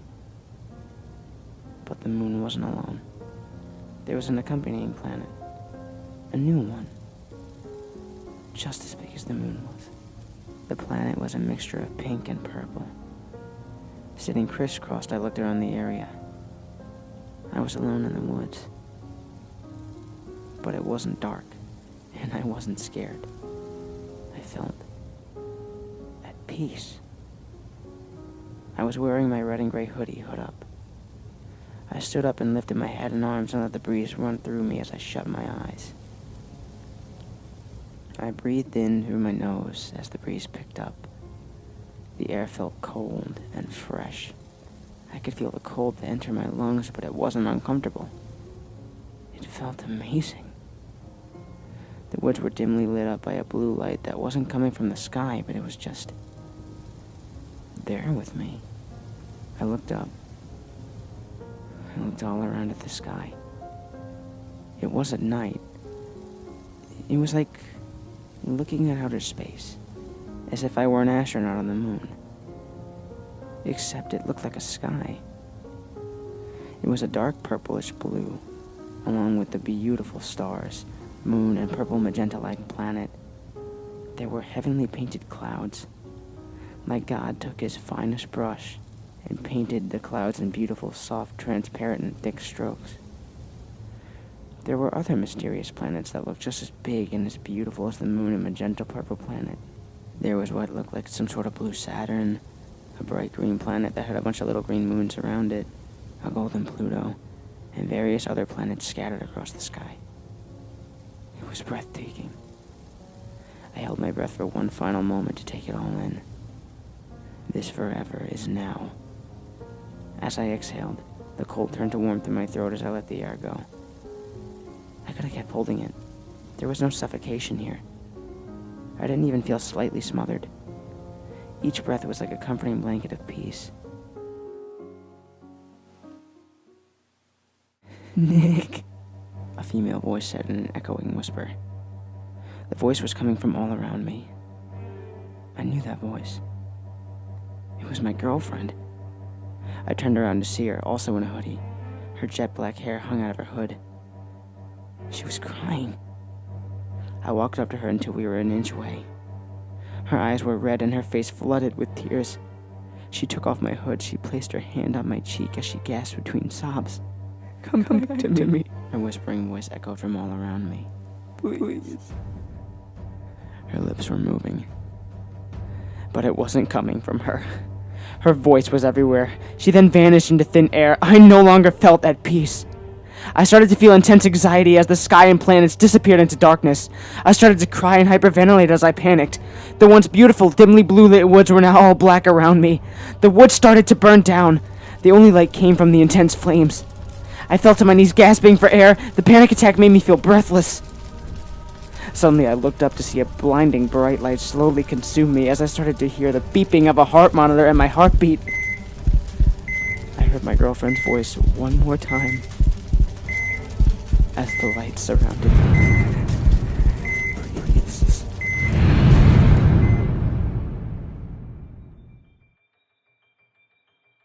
Okay, to finish off my originals, I'd like to share one that you guys actually really seem to have enjoyed. It's based off another story called This Kick Account Isn't Human by Hey, I'm Sherry. Check out that story, it's really interesting. My spin-off of it is called Kickjet Demon. Okay, so this happened a few months ago. Online, there's this horror story about a kick, some account posted on Reddit, where you can kick this girl called Jade. The kick is called Still Just Jade. Jade is apparently a demon. If you kick her, she'll send you a picture of her with a demon eyes and a scary smile, and she'll ask you if she's pretty. After a few more pictures, she'll ask you if you're afraid. Sometimes she'll tell you your address or stalk you, or worse.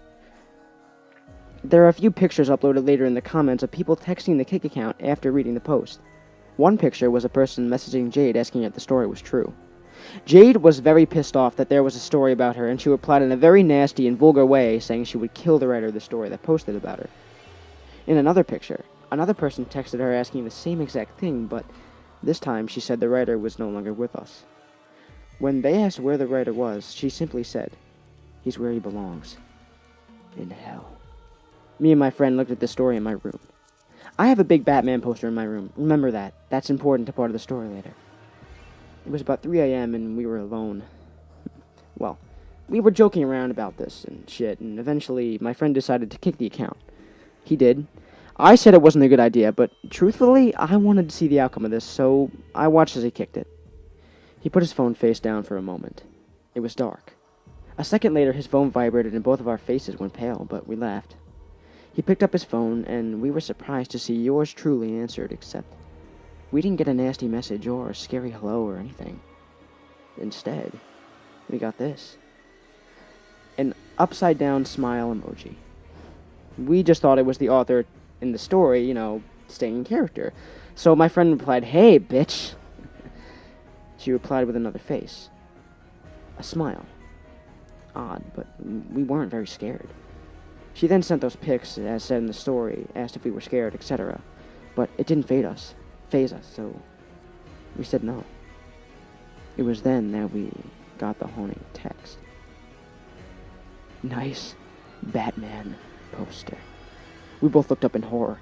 Then we heard an echoey giggle outside my window behind us leading to the backyard. Now, looking back at it, this probably wasn't a good idea what we did next. But we were so scared, we gunned it out of my room. We ran out the front door and ran till we were both fatigued.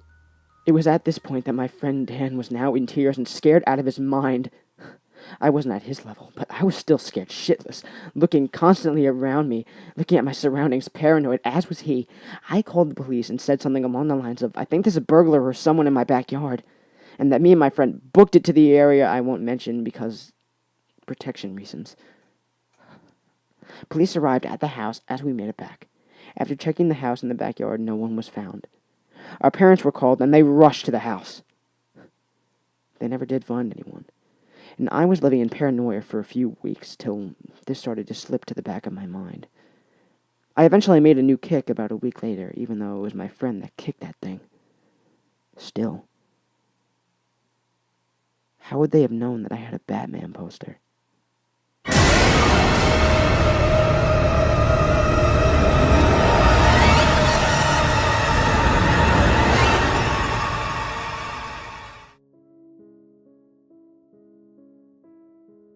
Now that we're done taking a peek at my originals, I'm going to show you my second favorite creepypasta that I've ever narrated. I did this story twice, and I'll be showing you the rebooted version. I always loved listening to Creepypasta Jr. do this story. Sometimes I'd sit down and really envision this story as I listened. Something about it always drew me in, no matter how many times I heard it. Please enjoy 11 Miles.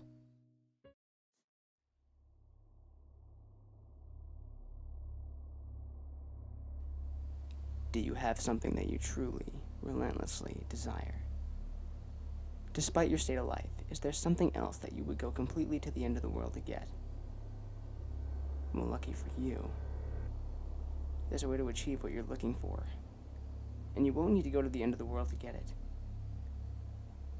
But you will need to go somewhere, and that place may be too out of reach for some.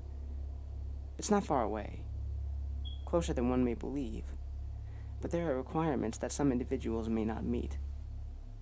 First, whatever it is that you seek, know that you must seriously desire what you want. In your eyes, it should be something you need. If you begin the journey without the correct state of mind, you will surely fail, as it will be near impossible to turn back once the journey starts. The second requirement is that you will need a vehicle of sorts. Most use a car, as it's the most comfortable choice. There have been a select few that have used small motorized vehicles, such as an ATV or a motorcycle, but this has proven to be quite difficult, as the conditions of the journey can prove to be too bothersome. Do not use a vehicle too large or noticeable, as you will need some cover of the night to be most safe. Also, well, any sort of car will do. You may not want to choose the most expensive or most cherished car. You can take your slick new black Mercedes for the drive if you'd like, but don't expect it to come out in pristine state. Make sure your vehicle is completely fueled before beginning the drive. The first task to accomplish is to locate the road. It doesn't have a name, it's not on the map, and technically, it doesn't even exist. It'll only show up if you're looking for it at the right time, and you will spot it if you know what to look for. Finally, you must be alone during the journey. You didn't think you'd be able to go with a group, did you? It must be night when you begin. Choose the time of night where you believe the roads are the least populated. Drive to any area that is just a stretch of road surrounded by woods. Here's where you want to start paying close attention. If you're looking for the road, it'll turn up eventually, but you need to search for the road's hint in order to pull down the right one.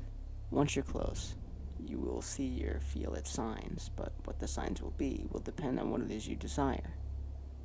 For example, if you're in search of wealth, you may spot shimmers on the empty branches of trees as if they resemble the shine of gold or diamonds.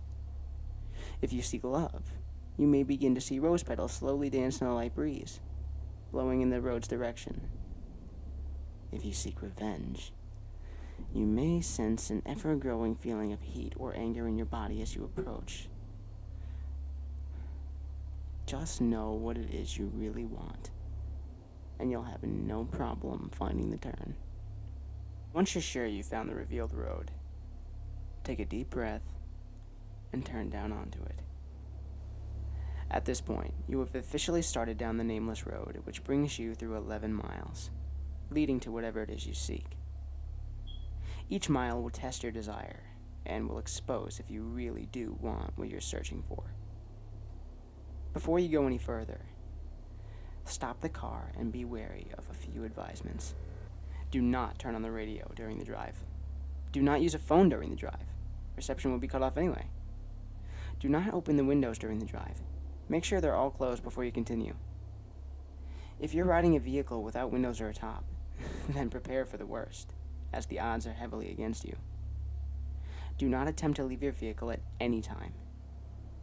You'll never want to exceed over 30 miles per hour unless you're desperate to make it through a section of the road. And most importantly, as with any drive, buckle up. Feel free to prepare and make sure you're ready.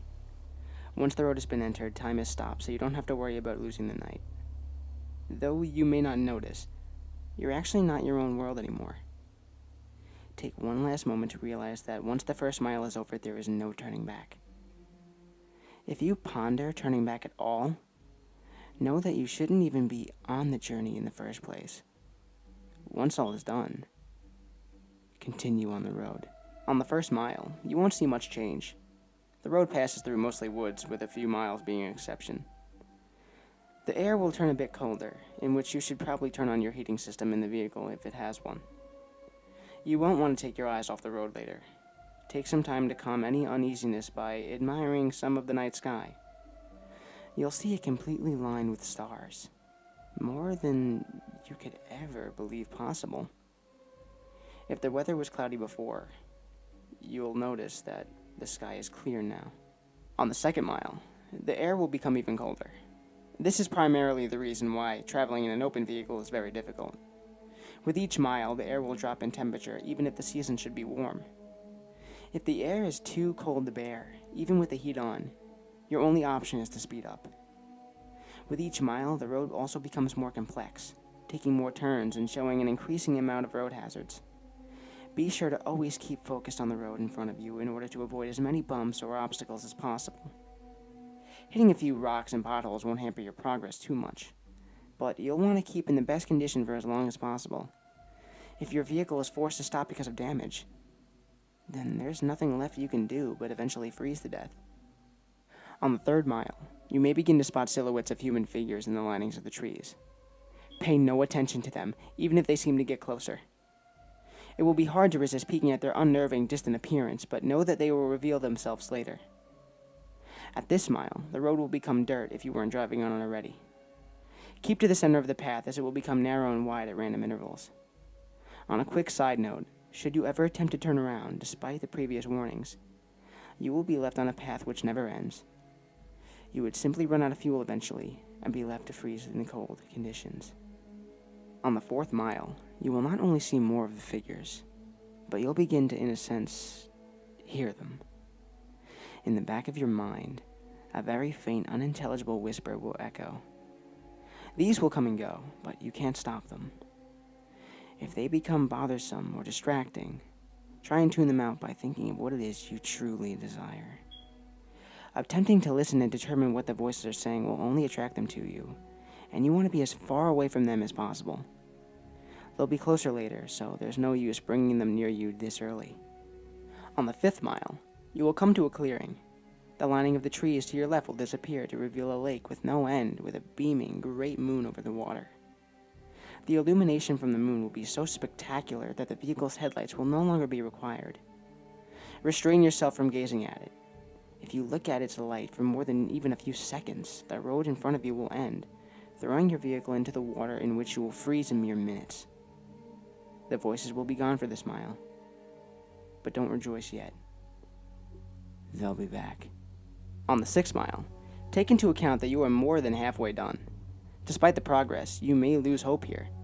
The stars will have disappeared at this point, leaving the sky an empty black abyss. The clearing will have ended, leading you back to the woods. The only light you will have will be provided by your vehicle headlights, but they will flicker from time to time, even if you're sure they're in perfect working order. If you have a radio in the vehicle, it will turn on here automatically. If you didn't turn it off beforehand, it will produce an overwhelming screech that will send you off the path. A calm voice will then begin to speak about your greatest fears, what it is you're horrified of in your life. It will speak in a way that will cause you to visualize the words in your mind, so don't listen to it. If you can comprehend what it's saying, the horrors will prove too much for you to stay on the road safely. Attempting to turn off the radio will prove no use. Speed up if you need to, just keep your mind off the voice as much as you can. As you approach the end of the mile, the voice will fade out. The voice will fade out of the speakers, leaving your ears at peace. For now. On the 7th mile, the voices from the figures will return. It won't sound like a whisper this time, but more like distant screams, growing closer with each second. At some point on this mile, you'll hear one of them in your ear as if one of them were right behind you. This is because one of the figures have found their way into your car. Do not turn around. Their faces will shock you into a paralysis, leading you off the road. If you don't draw attention to it, it will become uninterested and hopefully leave. These beings are said to be ones who have traveled down this road before, but were not successful. They live the remainder of their existence suffering in the darkness, with their only goal being to bring other travelers down with them. It has been said from experience that these beings can't physically harm you, so as long as they don't cause you to wreck, you should be fine. On the 8th mile, slow down if you're going too fast. The road here takes very sharp turns, which if overshot will throw the vehicle into a pit through the trees. The cold here is near fatal. If you were to have a glass or a bottle of liquid in your vehicle, it would be solid in seconds. The heating system will have become completely obsolete. Your headlights will flicker more, sometimes shutting off for more than a few seconds. You should brake if this happens, but do not completely stop. The figures will be following you at this point, and should you stop for too long, they will surround and trap your vehicle. More of their screams can be heard from outside your doors, sometimes even sounding like maniacal laughter. Their hands will claw at your windows, desperate to reach in and feel something living. Do not look at them. They won't block your windshield, and the last thing you want to happen is to crash and be trapped with them. If you don't make it from here, pray that it's the freezing that ends you. On the 9th mile, your vehicle will stall. The headlights will shut off, as will all the other systems inside. There's nothing you can do to prevent this. What you will need to do is close your eyes and immediately attempt to restart the vehicle. Keep your eyes closed, as the figures will have surely surrounded your car at this point. The starting of the vehicle will frighten them, and they will all back away temporarily. This will give you a chance to start moving forward again. If you begin to hear the windows crack from their struggle, don't lose focus. The beings can alter your vehicle, but remember, they still do not have the strength to physically affect you. You will hear nothing but their voices rampage in your mind, as there could be anywhere between a dozen or 100 after you now. Once you start the vehicle, floor it. Floor it so long as you can stay on the path. When the mile is done, the beings will retreat. On the 10th mile, the voices of the beings will stop. If you were to look in your rearview mirror, do not actually do this. You will see them following you, but not as if they were chasing. They're watching you, as if they were seeing you off. As you go down the 10th mile, the road will be smoother, as if you were back on the 1st mile. The figures will be lining the sides of the path ahead of you. They won't be after you, but they will watch you as you pass. Some have theorized that the beings are impressed here, that you've come a long way on this journey to what you desire. This is false. They are not impressed, but they're happy. They are happy that you are about to approach the next mile. They are happy because you are most likely going to your death. On the 11th and final mile, everything in your vehicle will lose power, as it did on the 9th mile. The vehicle would normally be immobile, but you will still be moving, as an unknown force will be pulling you forward in the darkness. You will see a glowing red light up ahead, as if it were the light at the end of a tunnel. Close your eyes and cover them. Do whatever it takes to make sure you do not see what you are about to go through. Covering your ears would also be helpful, but keeping your eyes covered should be a higher priority. The red light is another clearing, but there's no moon or lake this time. Once it's entered, unrelenting and inconceivable noises will sound from all directions. No amount of bravery and conditioning will spare you from these sounds. The cold will turn into a merciless heat, burning all parts of the vehicle. You will feel the illusion of flesh being burned off your bones, that every part of you is being destroyed as you travel through the screams and audible suffering. As long as you keep your eyes closed and resist the urge to see where you are, you will survive through the suffering. This will last a total of 31 seconds, but many fail to keep their vision closed during that time, and are left to the worst fate of the road. Where is this mile located? Those who have survived do not know. Some have named it the transmission from hell, but whether it's part of hell is debatable. After the final mile, power will return. Stop the vehicle, take a moment to possibly regain some of your sanity. Let the screaming in your ears begin to fade, and know that you have nearly completed your journey with the hardest task overcome. Breathe, and begin to drive forward again. After only a kilometer, your vehicle will arrive at a dead end. Stop here and don't attempt to move again. Nothing will happen right this second, but do not be disappointed. Relax and close your eyes. Imagine in your mind what it is you've desired the entire time. It will most likely still be the same as when you entered, but with some, this desire may actually change through the making of this journey. Think about what it is you went through, such terrifying and difficult means to acquire, and imagine possessing it in your hands. Once you have completely visualized this, slowly open your eyes. You will then find yourself at the beginning of the unnamed road, where you first began. This may confuse you, but know that you are finished. Your task is done. Your mind will then turn to your reward. If what you desired was material, check in the back seat or in the trunk if the object is larger. If the object was small enough, it might already be in your pocket.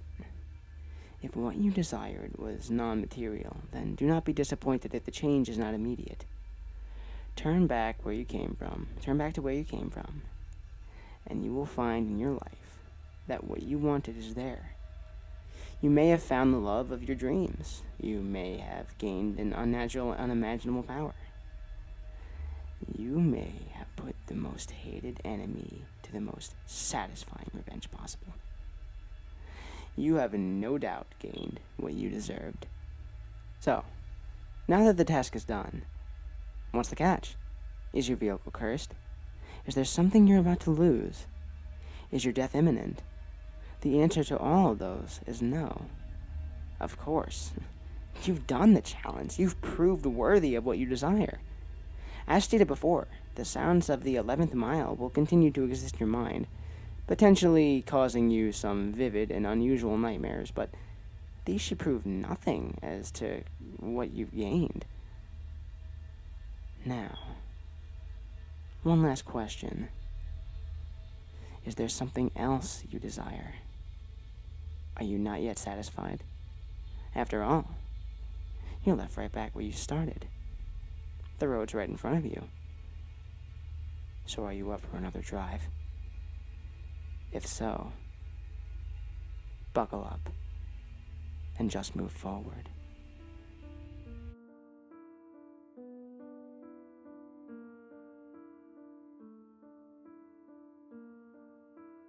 That story really does bring back memories for me. It's funny because I still remember to this day how I found CreepyPasta. I used to be a huge fan of Eminem. I always have been and still am a metalhead, but Eminem is an exception. I was looking for his song Go to Sleep on YouTube, and Jeff the Killer came up. I didn't click on it, I ignored it at first, but my curiosity grew and grew for days until I broke and finally gave it a listen. Thank God I did. Because now I'm a huge fan of CreepyPasta, and that actually, I would have never been here if I didn't click on that video. So, in that light, here's the very first CreepyPasta I ever heard, Go to Sleep. He's just at the foot of my bed, watching me as I lay awake with that malicious smile. He whispers, "Go to sleep!" Then slowly descends down, keeping his eyes locked on mine. I'm too afraid to look away until he's finally out of my sight. I've never been so frightened. I hold my breath. I try not to move. He can be on any side of my bed, but if I truly had to guess, I'd guess he's under it. I just have to stay alert the whole night, and I can't fall asleep no matter how exhausted I am. If I try to jump off my bed, I wonder if I can make it. But the alarm rings out and I stir. I'm confused. What happened last night? Then it hits me. I fell asleep, and I sit up abruptly. His eyes are the last things I'll ever see. Fuck. I try to avoid Jeff the Killer the same way I avoid that horrible excuse of CreepyPasta show Channel Zero, but I can't because he's a part of TSOF history now. Alright. There was only one CreepyPasta that ever really got me scared, though. I remember sending it to my girlfriend at the time, and it got her so creeped out. Like, we were both just Like, what the fuck did we just watch? I remember being alone on my couch, like it was like midnight, and I got chills down my spine. I just kept looking all around me because it made me so paranoid. But I loved that it was able to get me freaked out, because not many creepypasta stories do that. It's very rare when one does. Mr. Creepypasta narrated it, and his delivery was so good along with the wording of the story that it really freaked me out. I actually had to transcribe this one due to the story being lost on 4chan, but if anyone knows the author to this story, please comment their name below so I can credit them. They did a great job. And Mr. Creepypasta, your narration fucking rocked. Please enjoy Daughter.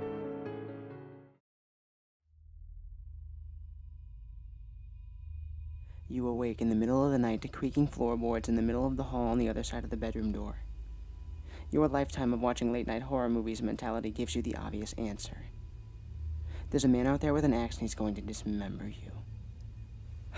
Then you remember that your Doberman mix Samson is sleeping in the living room and you live on the second floor of your house. Wait, the windows.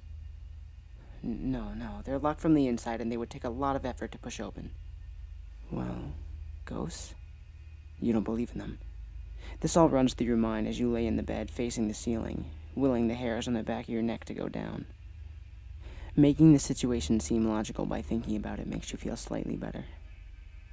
You hear another creak and you cautiously get out of bed so as to not wake your wife, or make whoever's out there think you've heard them. You tiptoe across the black aerial rug and reach for the door, fling it open, and quickly flip the light switch on. It's your daughter. Her small frame hidden in the darkness of the hall where the light from your room doesn't quite reach. Only the tips of her blue bunny slippers are visible to you. Emily? Honey, what are you doing up? You haven't had the chance to look at a clock, but your gut tells you it's pretty early in the morning. When she doesn't respond, you just shrug it off as her being her. The move to a new city has been tough on her. She tends to keep to herself. She probably isn't even fully awake yet.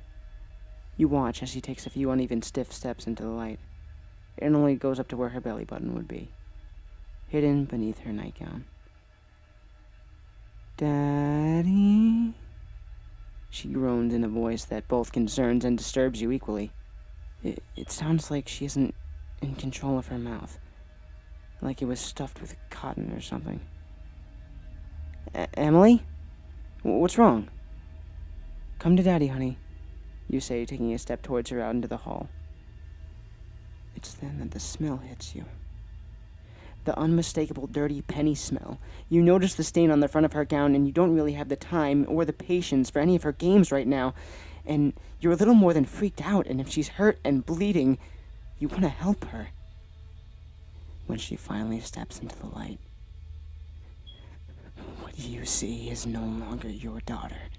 The tips of black tendrils are spilling from her gaping, cut-open mouth, and her throat is slashed clean open. That explains the blood smell as the fact that some of those same tendrils have lodged themselves into your daughter's arms and legs, piercing the skin and letting the muscles hang loose so that they can control her movements like a puppet. Her eyes are gone, where they should have been, being replaced by bloody gouged pits of nothingness. Her scalp was torn away from the rest of her, no longer showing braids of blonde hair, but bloody muscle and bone surrounded by dropping flaps of bruised skin. You step back in horror, almost tripping over your own 2 feet, and watch as the great being steps towards you. Your daughter still under its control. The monster is covered in what you can only assume was human skin crudely sewed together. It has no defined form, and its large mouth is grinning at you, with an uncontrollable amount of razor-sharp teeth gleaming with blood in what little light there is. Daddy? When it speaks, it's as if it struggles to form the words. It gets Emily's voice right, though. As it stumbles towards you, an awful, unworldly stench burns your nostrils. You want to cover your mouth as you can feel bile rising to your throat, but you can't move. Its spiny, slick tendrils reach towards your neck, wrapping around your throat. Slowly, it squeezes you so tight that you can start to see stars constricting the flow of blood to your brain. Before you close your eyes and everything goes black, you could hear it start to say something quietly in your daughter's voice, as if trying to get it right.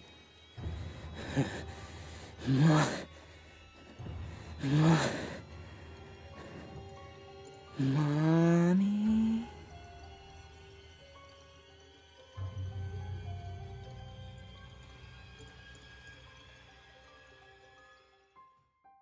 I love porn. Okay, we all love porn, don't we? Come on, you've all looked it up at some point, don't lie to me. I've always wanted to write a horror story about sex, porn stars, etc. Not to be perverted, it's just a story I've never done. Out of porn creepypastas, there's only 3 I ever liked. Memoirs of a Cam Girl, Why I Don't Watch Porn Anymore, and the one I'm about to present. I almost narrated Why I Don't Watch Porn Anymore, but then I remembered this one. So, in honor of the amazing erotic and most of the time very awkward screaming and moaning videos with mostly bad cringeworthy acting we've come to enjoy, I present to you another smash hit on this channel, Normal Porn for Normal People. Everybody knows that if you surf the web long enough, you'll see some pretty sick shit. This is especially true if you intentionally dwell into the dark underbelly of the internet. I've seen quite a few things that I don't care to admit to, but one thing that'll always stick out of my mind is a site called normalpornfornormalpeople.com. The first strange thing about the site was that I didn't find it by actually looking for it. It was emailed to me by someone I didn't know. The email was as follows. Hi there. Found this site is very nice and thought you might like it. Normalpornfornormalpeople.com. Pass it on for the good of mankind. Pretty standard issue chain letter, although the URL and the last remark really piqued my curiosity. I was having a very boring day when I got this, so I made sure the antivirus was working on my computer, and then I clicked it. It was a very strange, very average-looking website. It gave the impression that the creators just barely gave a shit about making it look professional.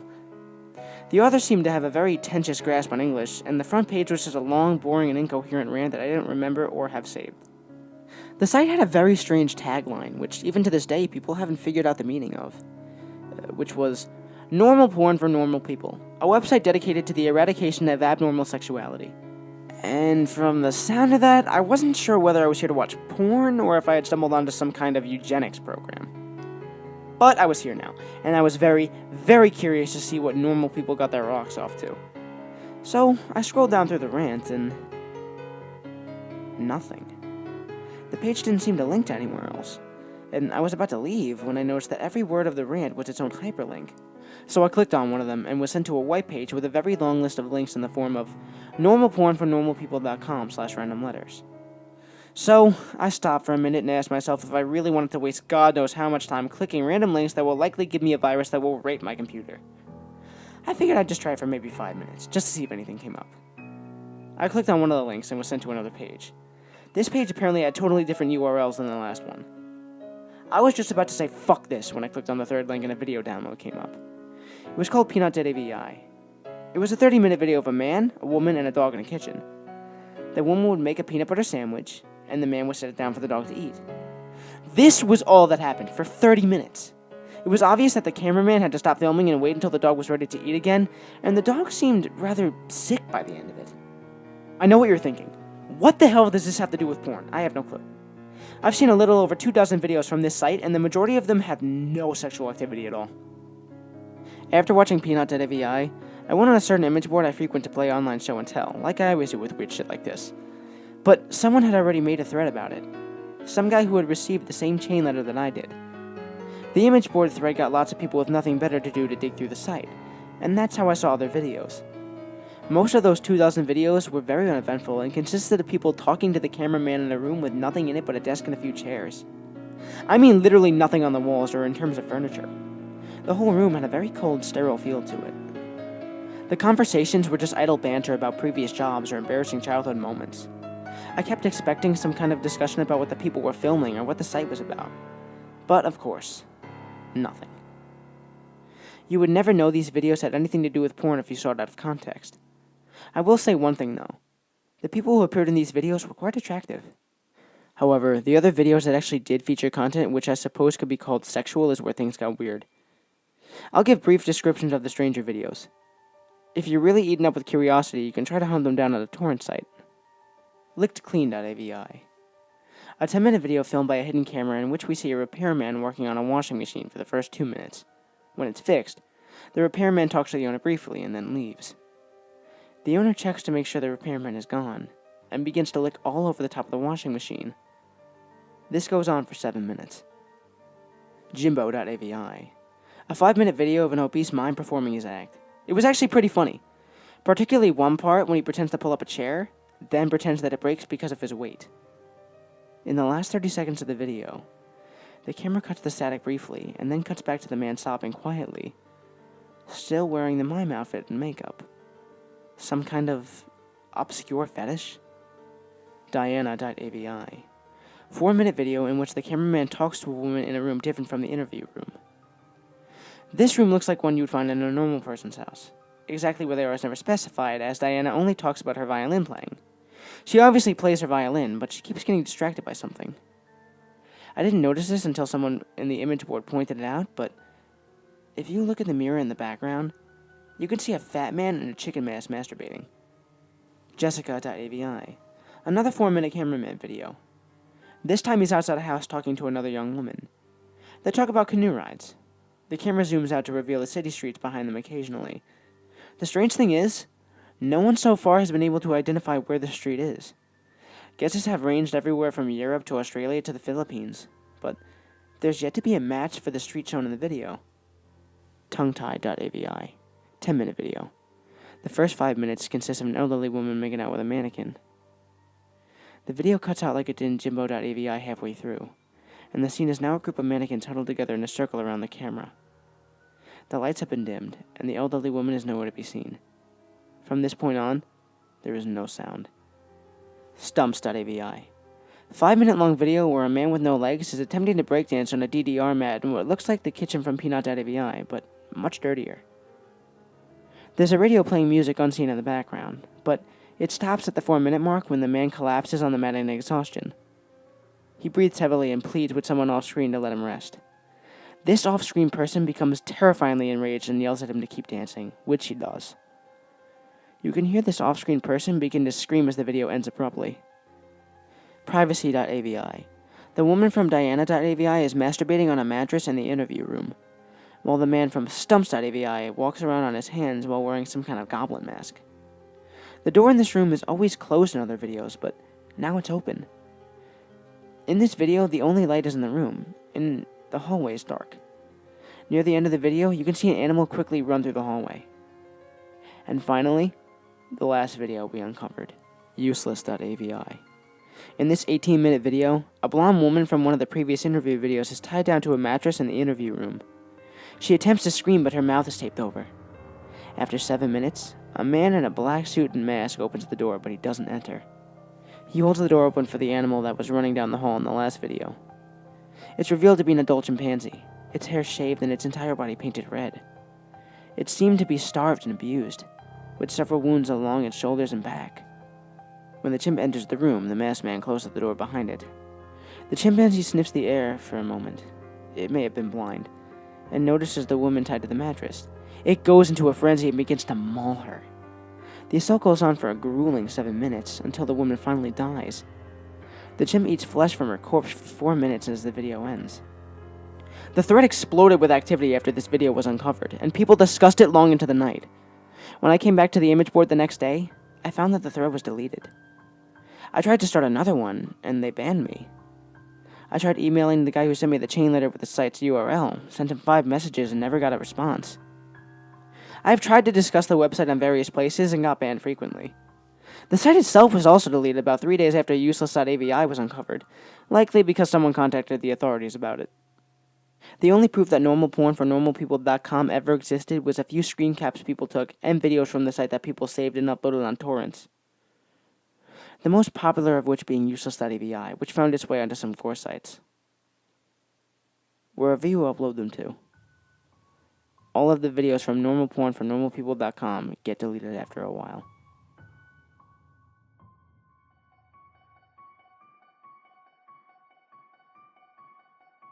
This next video actually has a lot of memories attached to it. When I was a kid and when I first narrated this video, I remember that I sent it to my friend later that night, so proud of my work as I ate a sandwich, and I was so pleased to hear they fucking loved it.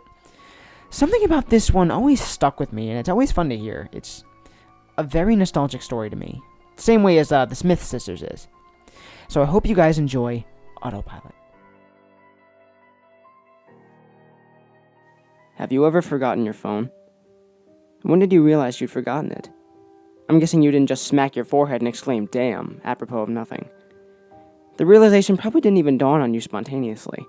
More likely, you reached for your phone, prying open your pocket or handbag, and you were momentarily confused by it not being there. Then you did a mental recap of the morning's events. Shit. In my case, my phone's alarm woke me up as normal, but I realized the battery was lower than I expected. It was a new phone and had this annoying habit of leaving applications running that drained the battery overnight. So, I put it on charge while I showered instead of putting it into my bag like normal. It was a momentary slip in the routine, but that was all it took. Once in the shower, my brain got back into the routine it follows every morning, and that was it. Forgotten. This wasn't just me being clumsy, as I later researched. This is a recognized brain function. Your brain doesn't just work on one level, it works on many. Like, when you're walking somewhere, you think about your destination and avoiding hazards, but you don't need to think about keeping your legs moving properly. If you did, the entire world would turn into some massive hilarious quap cosplay. I wasn't thinking about regulating my breathing, I was thinking whether I should grab a coffee on the way to work. I did. I wasn't thinking about moving my breakfast through my intestines, I was wondering whether I'd finish on time to pick up my daughter Emily from the nursery after work, or get stuck with another late fee. Here's the thing. There's this level of your brain that just deals with routine, so that the rest of your brain can think about other things. Think about it. Think about your last commute. What do you actually remember? Probably little, if anything.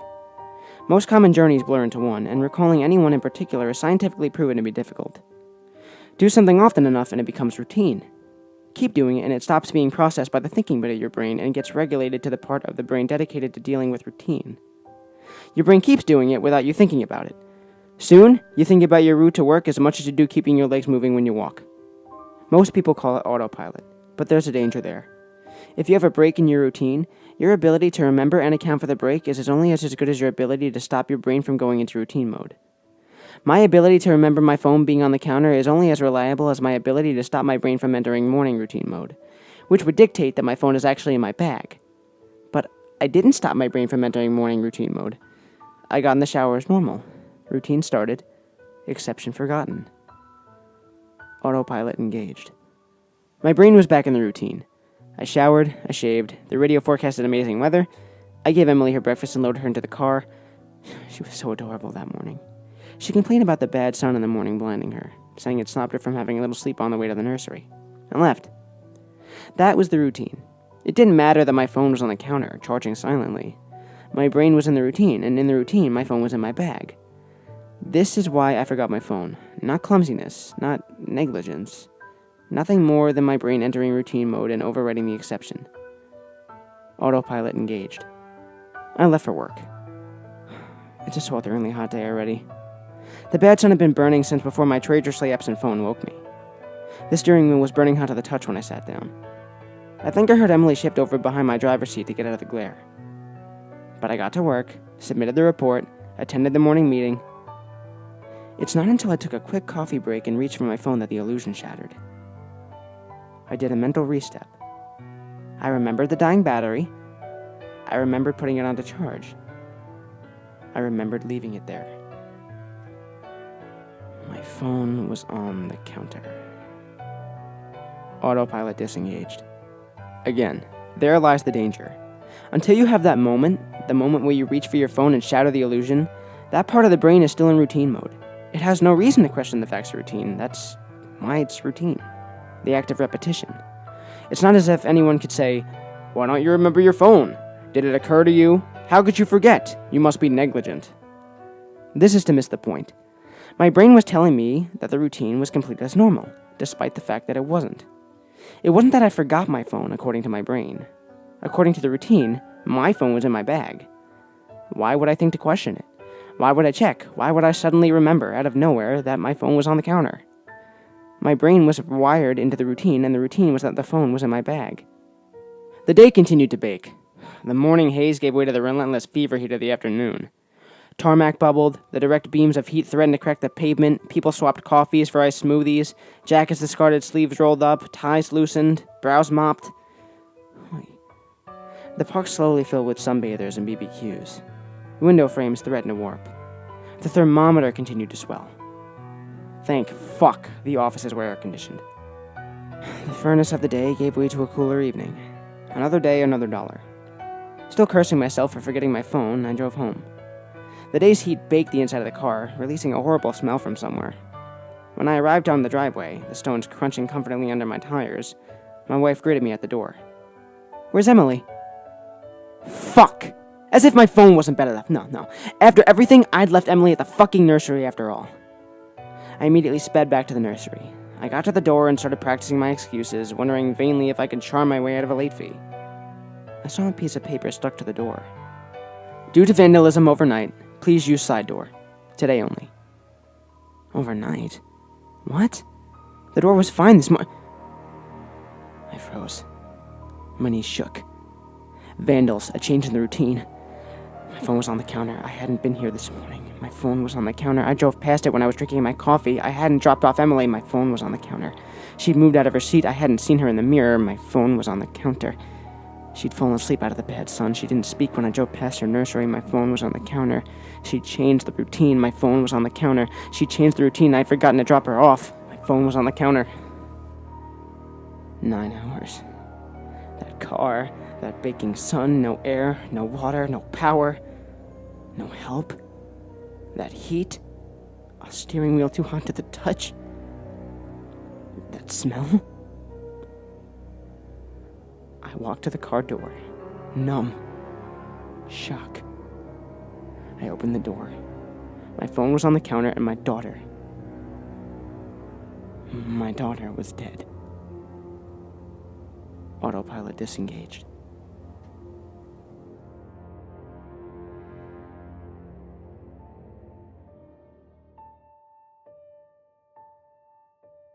Okay, this next video is actually going to be 2 videos in one. The Happy Appy. Oh my god. When I was young, me and my girlfriend were actually obsessed with this story back in 2013, and I remember she actually thought it was a true story, and so did I. I told her I heard a noise in my class, and she was like, "Watch out, it's the apple!" And oh my god, I died of laughter. I love this story because, I don't know, I was very gullible back then, so I really thought it was real. I asked everyone about noggin, researched for proof, and it was so fun, even if it wasn't true. I don't know if this video series will ever be continued, but it'll always have a special place in my heart. I'm only going to show the first 2 parts, though, because I believe I kind of rushed the other 3. I got them out just to get them out, and I'll never do that again with my videos. So, enjoy the first 2 parts of Happy Appy. Hello. I'll be using this because I'm discovering about a show called Happy Appy. Sometime during 1999, after Noggin was launched, Nickelodeon started a new show on their program called The Happy Appy. It sounds like some nursery rhyme that a babysitter would sing, but it wasn't. It was a short show, around 10 minutes, and normally played in duets, making each episode about 20 minutes, minus commercials. A month after it premiered, it was pulled off the air and it was never aired again, even its nicer episodes. However, some parents did record the show, but they were only VHS copies. But of those VHS copies, only some copies actually survived. However, what was really rare was an intact DVD copy of any episode. I was one of the lucky ones that actually had a DVD copy. Yesterday, when I did some spring cleaning recently, winter spring cleaning, but who cares, I found some old DVDs with Sharpie on them. They read HA 1 through 10. I did some research by using Google, and on Roblox, unfortunately, I found out that those were initials for Happy Appy. In the replies, they said that there are no DVD copies around, which is false because I actually have some copies. So I decided to put them into the disk drive, praying for them to work. Well, they did, and they instantly cut to the intro. By the way, I haven't really described the show, have I? There's this giant clay apple with hands and feet being held up by a rusty wood-bent stick. He helped children when they got hurt, but as the show progressed, it just got creepier, like death stare and evil smile creepier. However, they did change the stick to a non-rusted but still bent stick. By the 8th episode, he wasn't even a clay model. He looked more like he was CG, but he wasn't. Probably very good animation? To describe more about the colors of Happy Appy, his eyes were dark blue, his mouth was dark green, and he had a leaf on his head. His intro song had the same tune as Mary Had a Little Lamb. It went something like this. Happy Appy, Appy App, Happy App, Happy App. Repeated 3 times. Anyway, enough with that. Let's describe the actual show episodes. Episodes 1 and 2 were called Happy's Vacation and Herd Happy, respectively. Happy's Vacation was exactly what you thought it was. Happy going on vacation and helping kids at the beach. Herd Happy was about Happy getting hurt and the kids helping him by giving him fruit and band-aids, which is weird because they gave him an apple in one part. Nothing seemed out of place when I first saw it, but when I saw it a second time, it looked very odd. While Happy was driving his van in Happy's vacation, some frames were skipped. I ignored it, saying that it could be a scratched DVD, but when I checked it, it wasn't scratched. Also, I noticed some out-of-place objects and heard Happy. In Happy's van, there was what looked like the border of the Obama's Hope poster. Also, the radio plays a country music askew version of the song Hot and Cold, which was made in 2008 and very out of place for a kid's show. I thought they were just coincidence, but I was wrong. Episodes 3 and 4 were stranger. One moment that could send chills down anyone's spine was the boo-boo scene in episode 4. Happy had a child that had a bruise on his knee. He looks to the camera, death stare on face, and says, "What does Nate," I think that was his name, it wasn't Kevin, "need for this beating?" For 30 seconds he stared at the camera motionless, his dark blue soulless eyes locking on with anyone watching. Finally he spoke. "That's right, a Band-Aid!" Why did he need that long to speak? I don't know. The intros were cut out, and the main episodes were missing a few scenes. On episode 3, 512 is when he does his first death stare evil smile. For 30 seconds. It was somewhat eerie. Also, the out-of-place objects were getting much more noticeable. There was a news broadcast about a tsunami that recently struck Japan. Happy said, "Oh no! If you want to help the Japanese, call this number!" And a 1-800 number was listed. I watched episode 5. First off, it had Happy on a new stick. Second, this episode was very violent.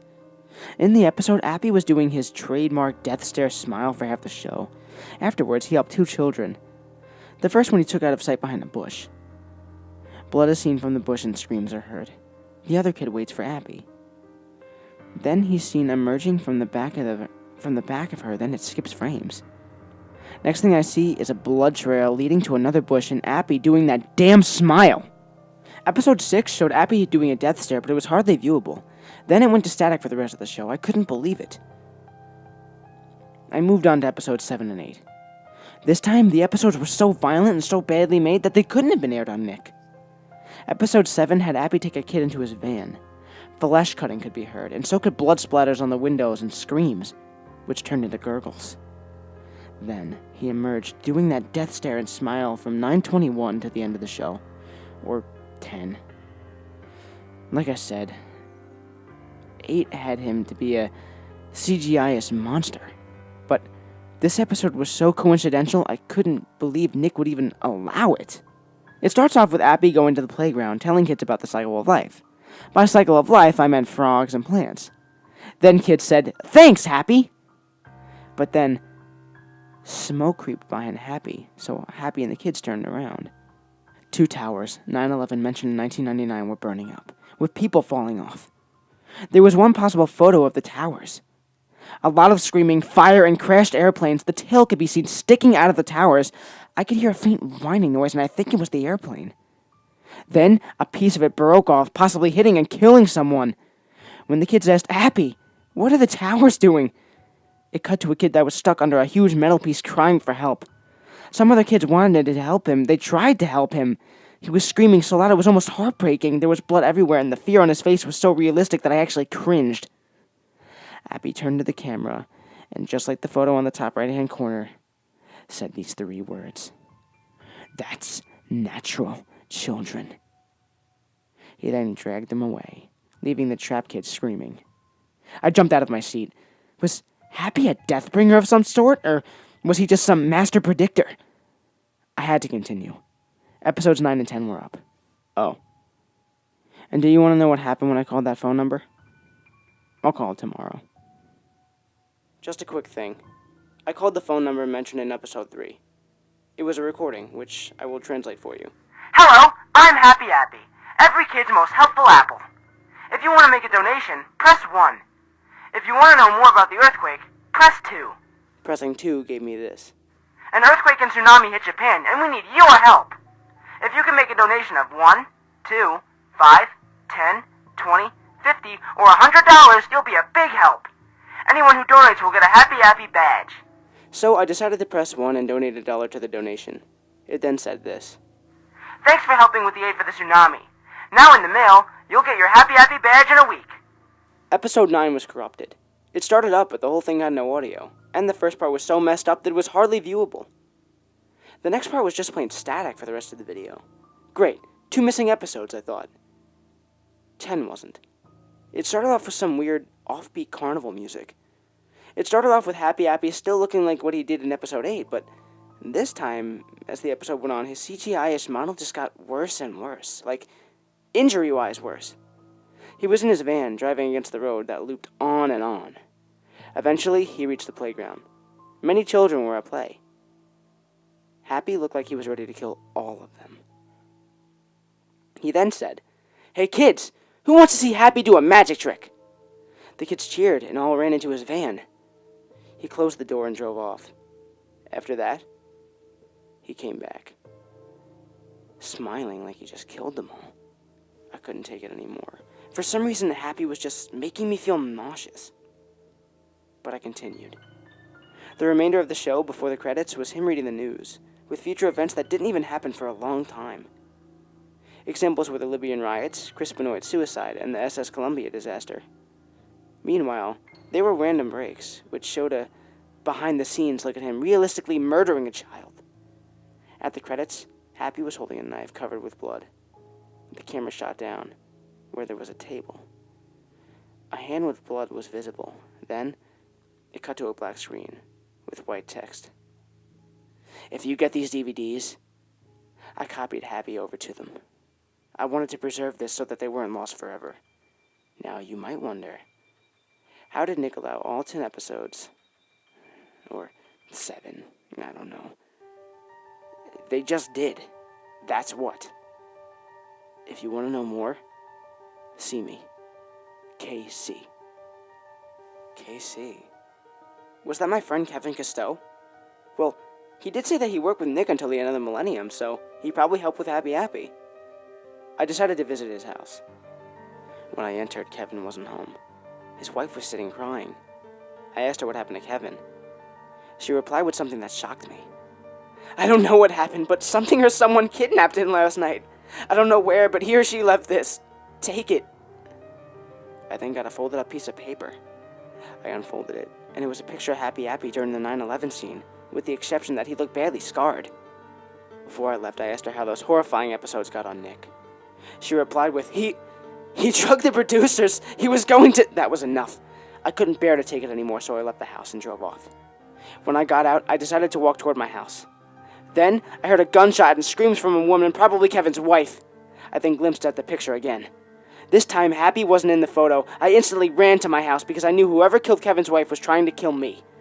Before I opened the door, I saw one last glimpse behind me. It was Kevin's mutilated arm in a bush, and an unknown figure standing behind it. I wanted to know if anyone has any Happy Happy videos. If you do, send me the link to one. What happened to my discs, you ask? Well, I found them in pieces, like a claw slashed them in thirds, along with a note saying, "No more evidence now." I finally got my Happy Happy badge. It came in a bag that had a timestamp from 1999 to 2000. When I opened it, I got a letter from Happy Happy and the badge. The bag was Happy Happy smiling, but not with that death stare. On the back it said, "Happy Happy Helper Badge."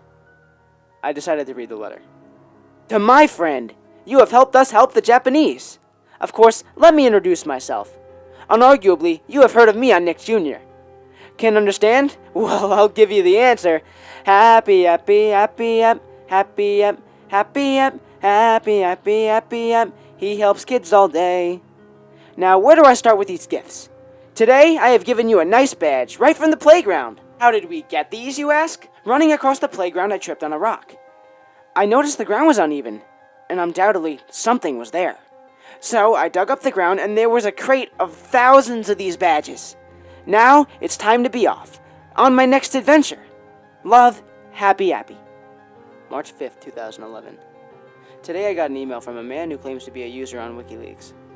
He heard about my conquest to find Happy Happy, so he tried to find any documents that related to it. He did find one, which told employees to never air certain TV shows or movies. After browsing through a big description of Crybaby Lane and other shows, I found this text. One show named Happy Happy was cancelled due to blood and gore.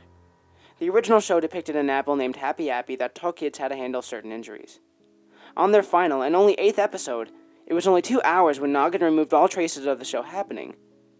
2001 reports say the episode seemed to depict happenings in 9/11 even though the episode was shown in 1999. I'm getting more suspicious. June 6, 2011. Oh crap. I've been having nightmares of Happy Appy since my last post 3 months ago. The dreams range from Happy's smile to him killing a kid. Also, about the mysterious figure, I've been seeing him more. Whether he's sitting on a mountain or standing in a forest, the figure never seems to leave me. Also, I've seen more of him to tell you enough about his physical features. First off, he isn't Shadow because he has some sort of face with a mouth. However, the mouth seems to be locked on one expression. Happy's death stare. I wonder if he's happy? But more about his body. He's slightly taller than me. I'm 6'2", and he seems to be about midway for his height. I've boarded up my house because he obviously wants to kill me.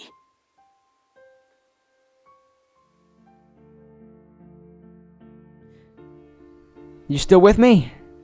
Alright, good. Guys, I have 4 videos left to share with you before I leave. This story was requested by my old friend whom I'll call Jessica. That isn't her real name, of course, but, I'm not going to say her real name in this video for protection reasons. This video is very important because at first it flopped. Like, it flopped bad. I was so upset because I worked really hard on this video, and when it got so much hate at first, I was like, wow, people really hated this one. But then out of nowhere, it gained such a huge positive following by you guys as time went on, and it makes me really happy to know that this video recovered and you guys ended up loving it. Plus, even though I don't talk to Jessica anymore, I like to remember this video as a time from when we were very close. When I first edited this video, though, the creepy song talked about in the story actually played at the end, but for some reason when I uploaded it, it didn't play. So, I actually don't know what happened there. I think it glitched out as I was uploading and it just kind of deleted itself. But hey, what are you going to do? Shit happens. Everything else worked fine in the video, though, so that's good. So, please enjoy. Does anyone remember this pop song from 2008? I used to work on my university campus radio station in college. We used to talk about current events around the school, any news around the surrounding town, and played requested songs for students, something our school surprisingly allowed. I remember a very weird couple of months where students who tuned into the show would constantly request a song called See You After Babe, a pop song by some one-hit wonder group called Symmetry Icon, the dumbest name for a band I've ever heard. But that song was huge around October and November of 2008. As one of the campus radio DJs, I had to play that song over like 100 times in 2 months. I heard it everywhere, in malls, gas stations, on real radio stations, and I think even MTV. Something was very weird about the song, but I couldn't remember exactly what. I tried Googling the song and band, but nothing came up in results for either. Not even YouTube had a single clip of the song. I frequent an alumni Facebook page for my school, and I posted a question on there asking if anyone had remembered the song. The post got a bunch of likes, and a lot of people started hitting me up about things that they recall about Symmetry Icon's mysterious hit. One girl wrote to me that she couldn't remember how it went, but that the lyrics were kind of awkward and unconventional. Another classmate told me that the song was so catchy that it was stuck in his head for like weeks. A week went by since I had posted on the alumni page, and then I got a message from a guy that used to live in the dorm next to mine named Matt. Matt private messaged me asking if I had found any leads about the song. I told him no. He told me that he had nothing but bad memories about that song. Here are his messages verbatim. Note: Paul was his dorm roommate. Yeah, dude, I haven't heard that song since that year. I remember Paul would always crank it up in the room. I can't remember how it went, but I remember it was kind of unusual and not a normal pop song. But everyone loved it. I couldn't stand it. Paul really loved it, though. He was always humming it, and then one day, I never heard the song again, and Paul was acting totally strange. He was always partying and outgoing and shit, but around that time, he got super depressed. One day, I asked him what was up, and he said that he couldn't get the song out of his head, and now it's gone forever, and now he'll never be able to hear it again. I don't know if you know now, dude, but Paul is still not doing so well. He's got no job, no girl, hardly ever talks to anyone. I message him every now and then, but he just says how he misses 2008 when life was good.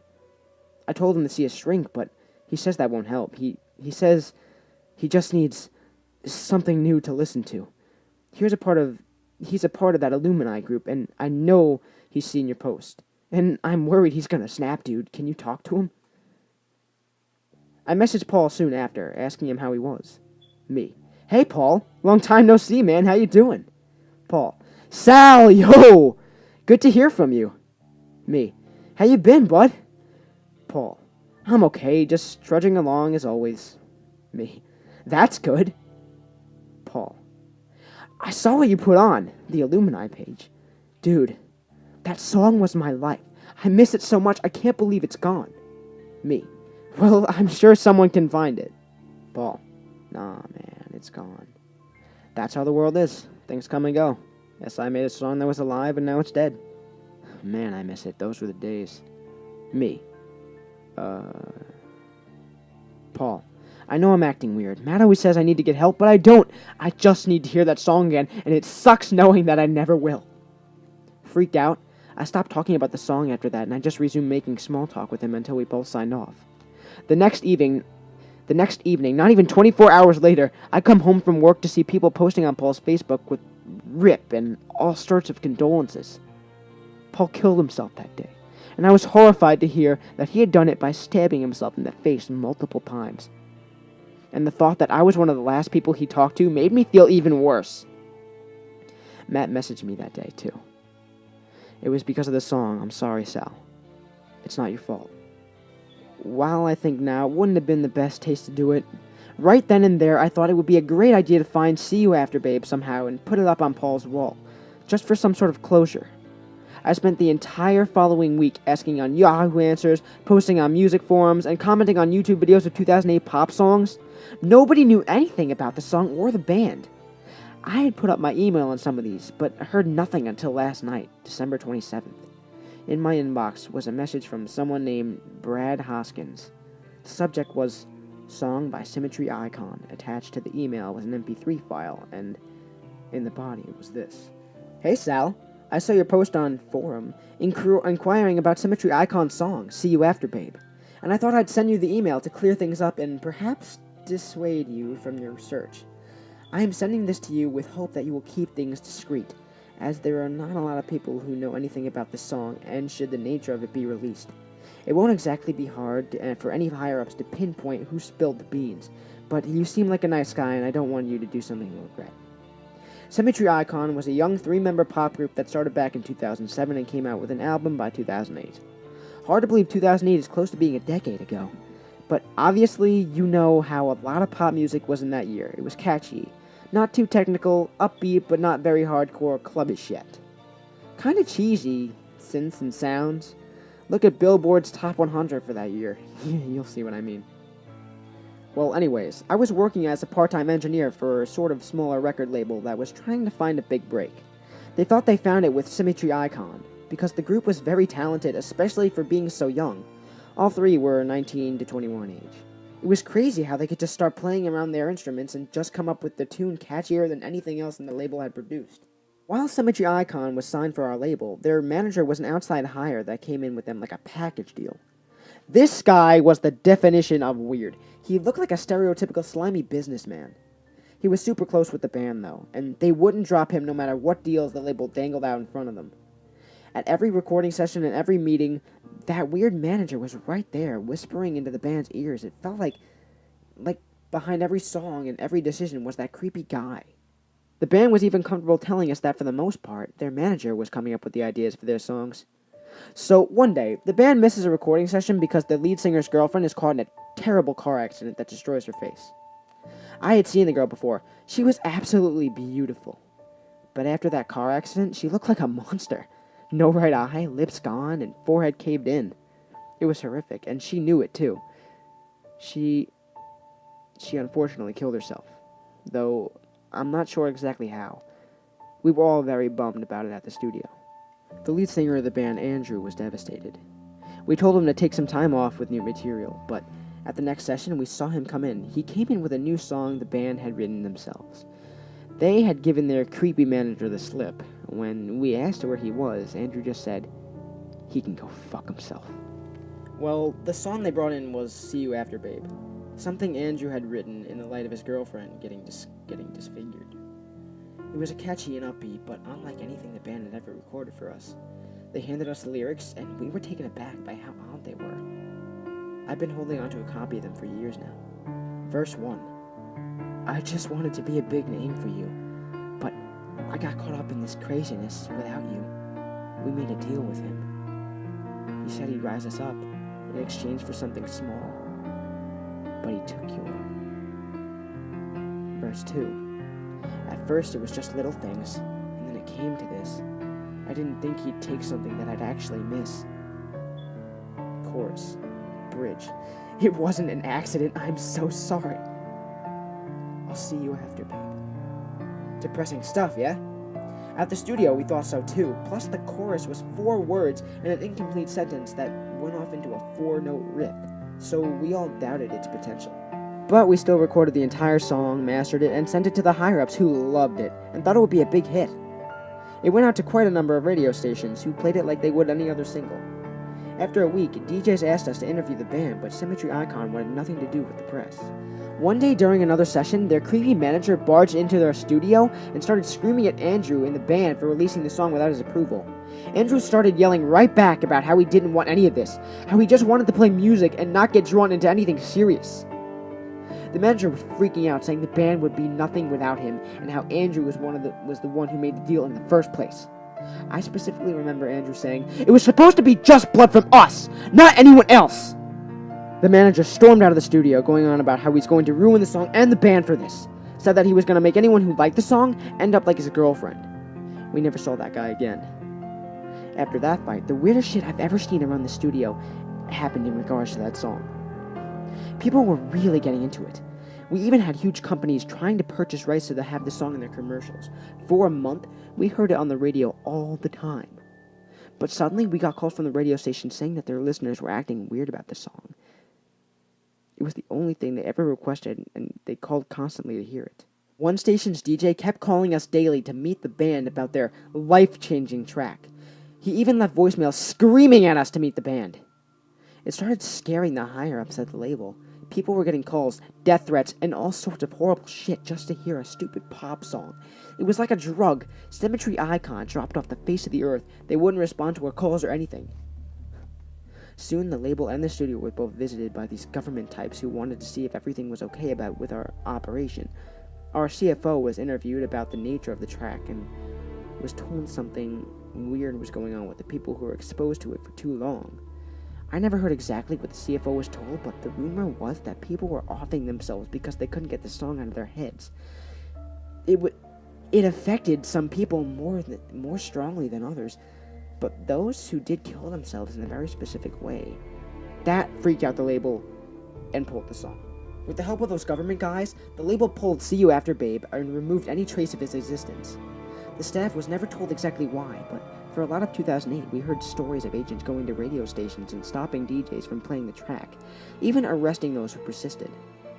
As if this wasn't disturbing enough, we later heard that all 3 members of Symmetry Icon had killed themselves not long after the song was taken off the air. Apparently, they had sliced up their own faces with shards of glass and bled to death. They left a note saying that they'd never be able to top See You After Babe, and there was no point in trying. They were haunted by the song and used glass to try and dig it out. For a long time, we were told to immediately let the company know if the song was being played anywhere. I had heard it in a dressing room at the mall one time when I was out shopping in around mid-2010. I recorded it on my phone at the time to show my bosses, but I kinda never got around to showing them. The issue hadn't been discussed in a bit over 2 years, and I never heard it again after that. I like to listen to it every now and then, and I think over all the things that happened because of it. My recording is attached to the email. Sorry in advance about my cough in there. It would have been nice to hear the whole thing, but I was honestly too afraid to stick around and listen to it. Only listen to it a couple of times and then never open that file again. Whatever happens with this song, it kicks in when you listen to it repeatedly, so please be careful. And if you ever hear that full song out in public, get the hell out of there wherever you're hearing it. Like I said, I don't know what you believe, but I, for one, am damn sure that Symmetry Icon made some sort of deal with the devil, and that song is the punishment for breaking the deal, so please be careful. Best of luck. Brad Hoskins. I downloaded the file and listened to it immediately.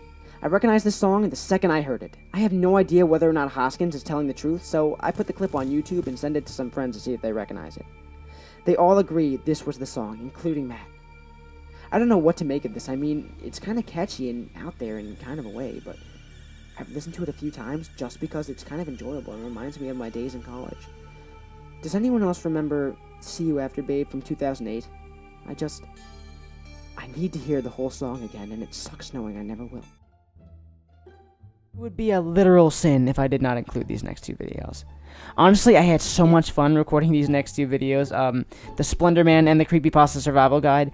With the Splendor Man, that was probably the funnest story I've ever recorded. Like, I actually had to stop and laugh every now and again just to keep my composure during the recording. And after that, I actually started using that video and those voices to make my my girlfriend at the time just laugh, because it was like an inside joke between us two. And with the CreepyPasta Survival Guide, that was actually a story I loved for a long time. Saw Mr. Creepypasta do it in every horror reboot or Creepypasta reboot, and I always wanted to give it a try myself. The first time I did that, I fucked it up so bad, and I just want to forget that I even did it the first time, and just remember the awesome reboot that I did of it, and hope that the original one gets buried so far deep down in my videos that everyone forgets that one even existed. Okay, now without further ado, please enjoy the Splendor Man and the CreepyPasta Survival Guide. If there is one day in my life that has defined me, it has to be back when I was a younger lad. I must give a bit of background, though. I started seeing things moving out of the corner of my eye. Now, seeing something slightly move out of my line of sight didn't really bother me that much. Even the noises while I was trying to sleep didn't throw me off that much. My neighbors are the weirdest people I have ever met. One edited his apartment to be able to practice javelin, and another one was a Peruvian flute player. I'm getting a bit off track now. So, after 3 days of these things moving out of the corner of my eye, I started to see things completely move out of my vision of sight. One time during work, I was standing in my cubicle talking to Fred in the next cubicle over. I looked up over at the hallway that led from the office to the downstairs. The wall was blocked by a view of the stairs. As I looked over, I saw a purple blur move from the side of the hall down the hallway out of view. My heart nearly stopped. I saw this a few more times, coming to the conclusion a weird guy in a purple suit was stalking me. The noises at night got louder and more terrifying. After a week or so of that, I started hearing a voice that night that was quiet and heavily mumbled. Using what was left of my sanity, I came to the conclusion that it was just my weird neighbors being weird. Until the second night of whispering, it said my name in a deep voice in a location that could not be found. It said, "Paul." It was faint that first night, but after that it got louder and louder. After the 5th night of whispering, I went into my friend's house, where some of my friends were going for a small party. My 5 nights of no sleep was obvious to my friends. They were worried about me. I assured them that it was just stress. I was trying to make myself not look as crazy as my friends already knew I was. After a bit of drinking on our extreme D&D match, which I kicked ass that night with them, I looked out the window. There, standing was this purple fuck who kept fucking with me. It wore a dark purple suit with tons of dots on the suit. Though their colors I couldn't figure out. But it wasn't his suit that caught my eye, it was his face. Or the lack of it. As I blinked, he was gone. I jumped off the couch. My friends were able to calm me down after a bit. I was able to fall asleep that night. There was no noise. Not a creak, scratch, or whisper. After waking up on my day off, I realized I needed to get some groceries. I walked down to the Walmart, and as soon as I got there, I was surprised to see that there weren't any people inside. The parking lot was full as usual, but inside there was no one. Though this should have sent off red flags for some reason, my brain came up with the conclusion, yes! No stupid people to deal with. As I went on about myself, grabbing everything on the list as my usual day of shopping goes, it wasn't until my last item that my body started to realize something was off. I started sweating and my heart was pumping really fast. In my haze of stupidity, I just passed it off as being hot. It wasn't until I was 1 aisle away from my last item that my brain started working. Wait, it's Saturday! This place should be packed! And it's the 2nd day of the month! I grabbed my last item, which was sauerkraut, as adrenaline started kicking in. I ran as fast as I could down the rows of food until I ran into something. I hit a brick wall. I went flying back into a nearby rack of toys. As I waved about, trying to defend myself, I grabbed a handle and started swinging the item that had fallen on me as a weapon. As I started knocking things away, I thought I had defeated the monster. But when I opened my eyes, there was nothing there. And I was holding a wiffle ball bat, and the monster I thought was attacking me was some toys that I knocked down out of the way in confusion. I stood up and looked at the exit. There was doors that led outside as normal, but I couldn't see anything outside. It was pitch black. My brain came to the quick conclusion that probably meant death. My feet figured out the same thing as I was running down the rows as fast as I could to the tools and hoped to find some sort of weapon. I heard the same voice as I heard during my deep sleep. Deep, low, terrifying, and this time echoing loud. It boomed across the whole store. Run as fast as you want, Paul, but you'll never escape. I started to hear footsteps from behind me, and I started feeling breath against my neck. I was only 1 or 2 rows away from the tool section. When I finally reached a row, I slid down to the middle of the row and grabbed the first thing that survival horror games had taught me as a weapon. A crowbar! I turned around and swung the crowbar as hard as I could, hitting my target hard. The hit made hands sting in pain. I dropped my weapon. I fell back to the ground as I looked up upon my nightmare fuel. It stood up at around 8 feet tall, in a purple suit. The purple suit was covered in different colored polka dots on his suit. His face was completely white from what I could see, with his hat covering his face. His hand, with its purple glove, slowly moved up to his hat. As his hand hit the back of his purple hat with the band with the colors of the rainbow that held a single cartoonish red flower in the band, his hat tilted from being down so I could see his face. His face was completely white with no facial features. Except on his face, there was drawn rather large black eyes and a drawn mouth that showed no emotion. His long and slender body started to move. His drawn-on mouth and eyes started moving. He had pupils in his large black eyes. His mouth turned into a huge smile.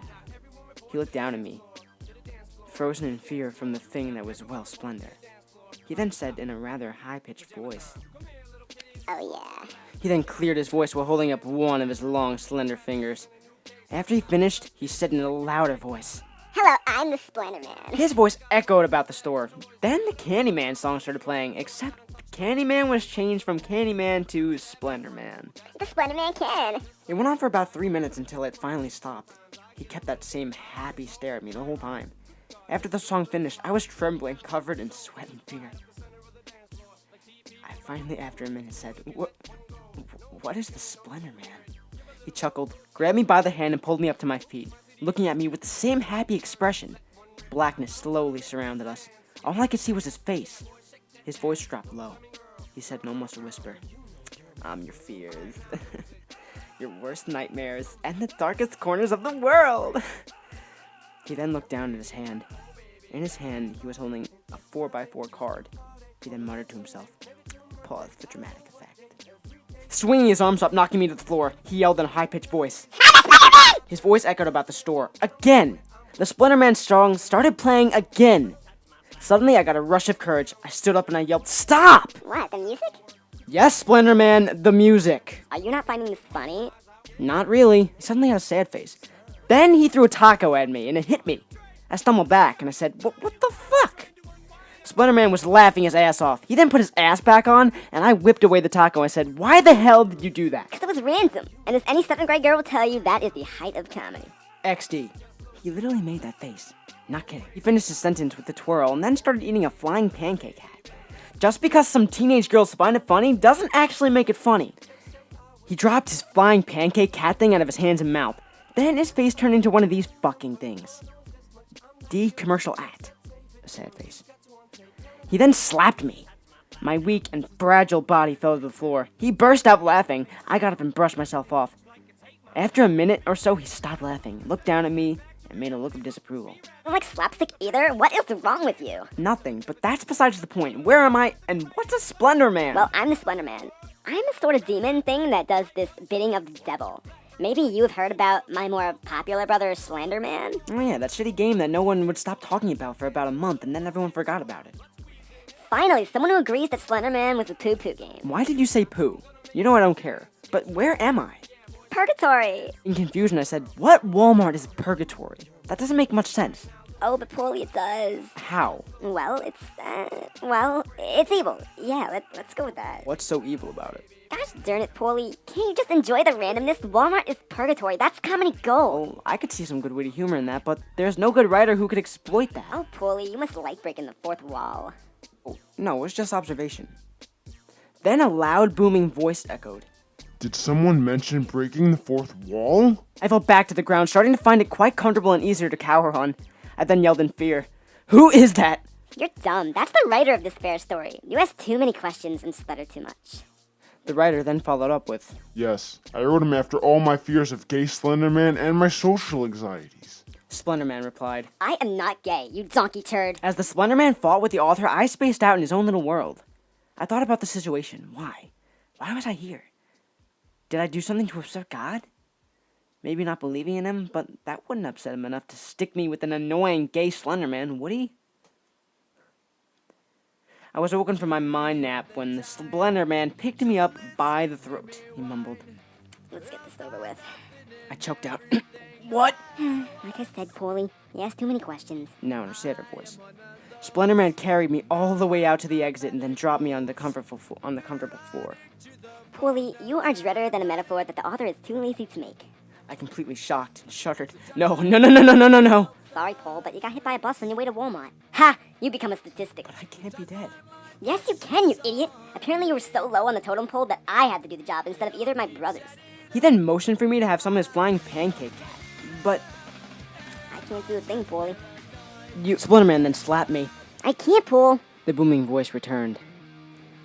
I just realized we can't kill him off. What? Well, he's telling the story. It wouldn't make any sense. But this barely resolves it either. Yeah. I don't know what to do with the plot, so you guys swing it for a bit while I think this through. I was very happy at this. The fact that I was gonna live. I was smiling ear to ear. Splenderman then exploded. Fuck! Must not swear. Must be kind and lovable. I just want to be random and loved. But no, my story get hijacked by some donkey turd of an author. Okay, I figured it out. What? Paul will be your proxy. Splenderman stood there, mouth open and shocked. The author then started again. Well, it makes sense, since this is pretty much a self-insert fanfic. It just makes sense. But... The Splenderman replied angrily. Do you want to be loved by random 7th grade girls? Fine. The Splenderman said in a sad voice. I get to live? Yeah, Paul, you get to live. I was pretty damn happy. Splenderman gave me a face like this. A commercial at and a slash. Like a half smile you sent through text. Once again, it was like this. I'm not being lazy. Splenderman then snapped his fingers and we were on a rooftop overlooking the city. Well, I get to learn how to do that? What? No, this is for the people who like random. Oh, so that's how the British won World War II. What? Never mind. So what's the first job? Splenderman pulled out a laptop out of his pocket. He opened to a website called CreepyPasta. He then said, We have to protect this amazingly funny and smart pasta called Bready Flute Loops of Death from all these haters, especially this Dirty Birdie T Tiger 10. Wait, did you just make an obscure reference? Yeah, of course. Obscure references are hilarious. Not as much as a slapstick or random, but, you know, still pretty good. I was about to disagree when he slapped me and then burst into a long laugh. I got back up and he laughed for 20 good minutes. When he stopped, I said to him, Obscure references aren't that funny because if people don't get them, they feel left out. You need to shut up! You donkey poo! Random and slapstick and obscure references are the height of humor. You are just being a loser, hipster, hater who has no life. This is gonna be a long eternity. Same here, Paulie. Same here.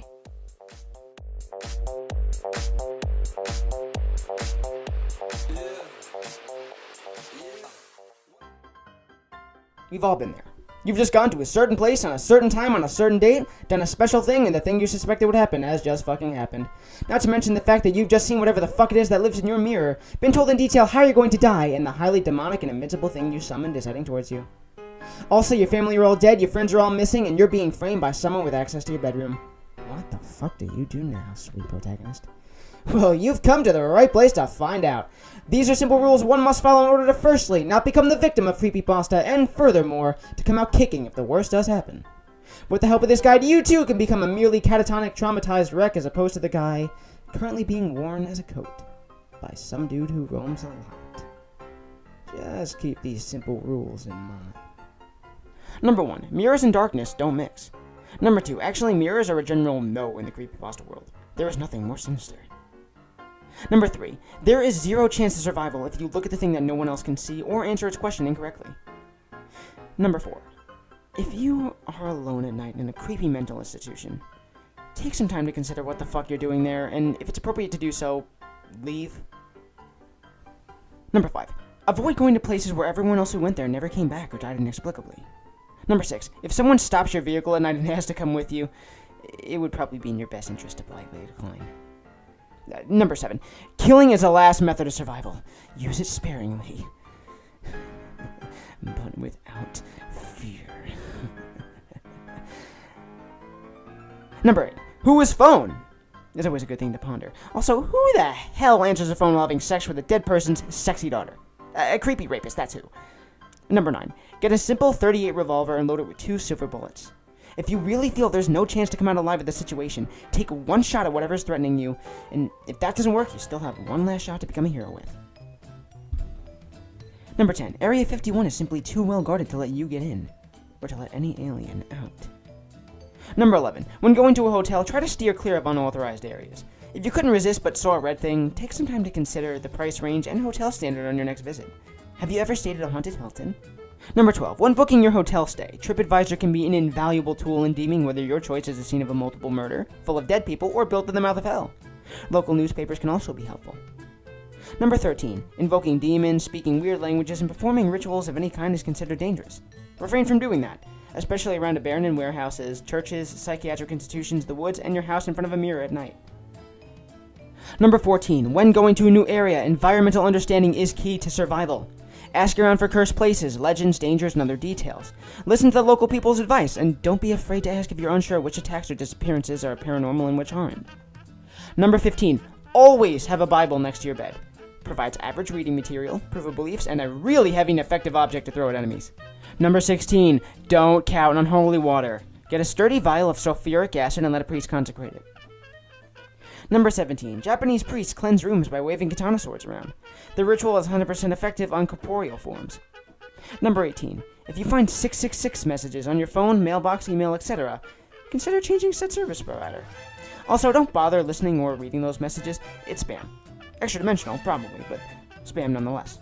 Number 19, all pharmaceutical companies cannot help you, unless you specifically need blood of the innocent, snake oil, or radioactive syrup, which is never. Number 20, if you need to sign it in blood, you do not need to sign it. All mainstream governing bodies will accept contracts signed in ink. Bear this in mind if offered deals that seem too good to be true.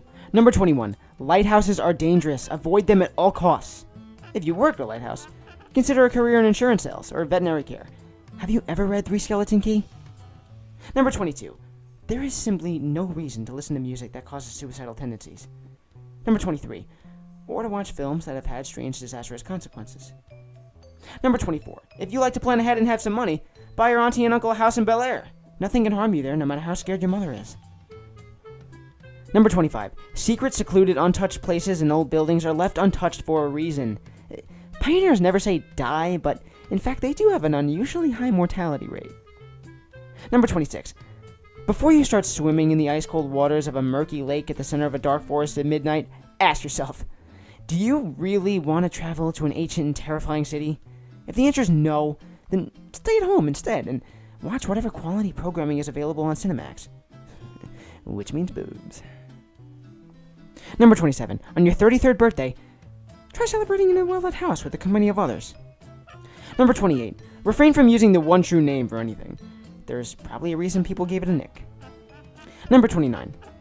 Watching TV static for long periods of time may be hazardous to your health. Try satellite TV or Freeview to combat this problem. Netflix and internet streaming are also effective. Number 30. Get a cat. Those furry little hairballs seem to perceive unnatural phenomena better than us. And if desperate, simply throw it at whatever's about to get you. Number 31. Safety in numbers. If you're getting a bit too freaked out, grab a few friends and any and all firearms and avoid the area in question. Number 32. Cemeteries are bad places, especially in foggy conditions and on Halloween. Number 33. Try not to close your eyes, ever. If you must do so only briefly. If something has moved from its original location in the time it has taken you to blink, it's recommended that you do not blink again until you have dealt with said object. Fire is presumably the best method. Number 34. If you ever find an unmarked tape which contains the file extension .avi, even if it's your favorite kid show, do not, under any circumstances, watch that tape. Now, if the extension is .mts, that's a different story altogether. Number 35. If you hear chanting, run until you are out of earshot. Number 36. If you are too old to play with dolls, you do not need to be anywhere near one of those creepy little fuckers. Number 37. Legends can offer valuable insight on where not to go with friends. Number 38. When babysitting, ascertain the family's tastes and preferences to avoid being killed by poorly selected statues. Number 39. Even if you are certain that running will not save you, it's always best to try. Number 40. If you go to buy a used video game, whether it's at a game shop or garage sale, never ever buy one with a weird looking cartridge. This includes strange colors and ripped off labels with titles written in marker. The latter tends to happen more often than not. For the daring, don't just buy said game to become famous. Your chances of becoming an internet celebrity because of it can only work if you know how to program. You should also be highly suspicious of games priced too cheaply and bootlegs. Number 41. If you decide to buy the used game anyway, rip that son of a bitch out of your console the moment it starts acting funny and take a hammer to it. Number 42. If you ever see a strangely new-looking doorway with a strange face on it on a building you swore you didn't see at first and the building just happens to be an old chateau, don't fucking open it. Number 43. It's probably best to refrain from looking up on Google the phrase, Huskies with grins. You'll just end up having to spread the word. Number 44. Never allow someone to take a picture of you with an outdated camera. If it's too late, your only bet is to gamble with death. Or just trap them in a photo, that works too. Number 45. Don't play with dolls if they come with a needle or a defect. Especially a defect. Number 46. Burn a Ouija boards, but be sure to have one of those car air fresheners handy. The real reason why spirits get pissed off is because of that foul aroma that it produces when it's burned. Number 47. Never confront animated puppets physically. Subdue them with spells, or they'll come back with minions, or in a real physical body. Number 48. If you find yourself unable to escape, dancing may ward off the entity. Doing the hokey pokey is known to ward off curious monsters, but you might have to do the moonwalk to deal with zombies. Number 49. If you're checking your computer for viruses and you go too deep into System 32, refrain from clicking on any .avi files. If you don't heed this warning, creepy videos on you, dude.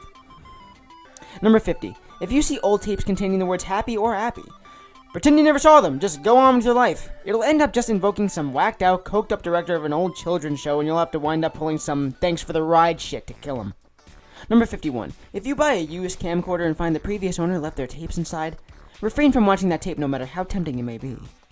Number 52. Be careful when buying an old secondhand TV.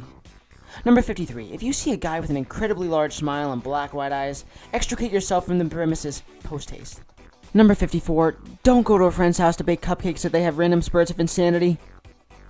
Number 55. Phone companies with low coverage are best avoided. Number 56. .exe files with strange names are not safe. Don't open them. Number 57. For the love of Neptune, turn off your fucking faucet when you're done with it. Number 58. If you were told not to look behind you, it's better to do so. Unless you're against a wall. Number 59. Also, don't listen to anyone who tells you to go to sleep. It's better to run away. Number 60. If you see a tall man with tentacles, run! Number 61. Don't enter strange websites. Number 62. Don't enter strange places. Number 63. Not even strange videos. Number 64. If a woman who covers her mouth asks you if she's beautiful, tell her she's average. It'll prevent her from slicing your mouth. Number 65. No good can ever come from owning a shiny Pokemon. Number 66. If you're an intern at a cartoon studio and you happen to be reviewing a new episode, make sure the episode is safe for work before viewing that shit. Number 67. Don't be so excited when being asked to look behind you, but don't take forever. No reason to keep certain death waiting. Number 68. Weird shit in Europe won't hurt you in the United States. Leave that to creeps, scarecrow, and the creepy dark. Number 69. Weird shit in the United States won't hurt you in Europe. Damn. Number 70. Should you break Rule 54, there's always a chance of rescue. Number 71. If you have a brother that's tired of noise, or you have a close friend with a brother like that, refrain from going into his basement unless you want to be tortured, raped, and killed. Especially raped. Isn't that right, Mr. CreepyPasta? Number 72. If you buy a memory card that has saved data on it, delete all the saves. Number 73. If you get a drawing of Sonic on a disc that only has one file and the disc is an exe file called Sonic, don't play it. Destroy it, or a demonic being that looks like a Sonic plushie might kill you. If he chooses not to, he will scar you for life. 74. If you see what appears to be a 12-year-old kid with black shorts, a gray bloody shirt, red shades, dark gray skin, and a maniac grin, do not, under any circumstances, piss him off. Unless you're Werefire. Or Brave. Number 75. Neighbors may have a darker side. If they do things that seem off for them, act normal. Number 76. In addition to Rule 77, if you hear foreign voices from your body, that means you've been body jacked. Number 77. If you're an adult and notice that you're being stalked by a guy with a black suit, long arms, and no face, and he's really tall, reach for the nearest child and throw him or her at him and run like hell. Number 78. If you're a child in the same situation, run like hell before said adult uses you to satisfy the aforementioned being's craving hunger. If you do not manage to escape before the adult snags you, try bargaining with the Slender Man and say that the adult has more delicious flesh. Number 79. The Slender Man, said monster described in the last two tips, feeds on paranoia. If you remember that the Slender Man only wants a hug, he won't go after you. But if the Slender Man does stalk you, run, man! Number 80. If all else fails, just give Slender Man $20 and he should leave you alone. Number 81. If you see someone crawling around, it's more likely to be something, and you don't want more information about it. Number 82. If you're a police officer, state trooper, FBI agent, or any person of authority and you have 2 days left until retirement, if you notice anything suspicious or dangerous to health, get the fuck out of there immediately. Number 83. If you're being chased by any creepypasta and feel that you are 100% out of options, attempt to run to wherever Stephen King is doing his next book signing. Your killer will be far too interested in trying to get an autograph to remember what you were doing there in the first place. If Stephen King isn't in your general vicinity at the time, R.L. Stine is always available. Number 84. If you're a creepypasta reader and feel like things are getting a little too real, take a break. Number 85. If you find a magic stick that lets you draw living creatures, don't draw yourself. You may be surprised at how pissed off your creations can get at you. Number 86. If you wake up in the middle of the woods after having fallen asleep and listening to your own heartbeat, take notice that someone probably put you there. But don't call the police, Publish a book and get a movie deal. Number 87. If you're being offered an orange by a demon, either don't take it or follow the steps from Rule 89. Number 88. On the 3rd day of the 3rd month of every 33rd year, seal up all the openings of your house unless you want to be eaten by an evil mist. Number 89. If you notice that you're being stalked by a screaming child in a skull mask, don't always assume the kid's evil. Just be sure to save some Bungee Crunch should you have any. Number 90. When reminiscing about your favorite kids show on a message board, take a moment to consider if the episode of where all the characters scream their lungs out was real or not. Also, take a moment to consider if the entire show was real or not. I apologize that Channel Zero really ruined this creepypasta by giving it a shitty live action, but that's just my opinion. Number 91. When looking through mysterious blood-soaked pictures left in your mailbox, check to make sure you locked your doors and windows. Number 92. Remember, snowmen have feelings too. Number 93. Stitches is naked. Covering him with a towel will cause him to die. Do so. Number 94. If your friend disturbingly edits tapes, it's probably a good idea to try to never see him again. Number 95. If you keep finding broken glass in your home, check to see if the shards match the colors of the glass object that was broken. If they don't, run. Number 96. If Jeff the Killer shows up in your bedroom, unarmed, and invites you to follow him into his home, for God's sake, don't do it! Number 97. Should you notice that your friend has suddenly developed a personality that's a mix between Heath Ledger's Joker and Beetlejuice, he or she is most likely inhabited, and it would be best to keep clear of this person until they return back to their normal, boring as fuck personality. Number 98. If you encounter a small creature that looks like a mutant four-armed baby with Jeff the Killer's face, don't listen to it!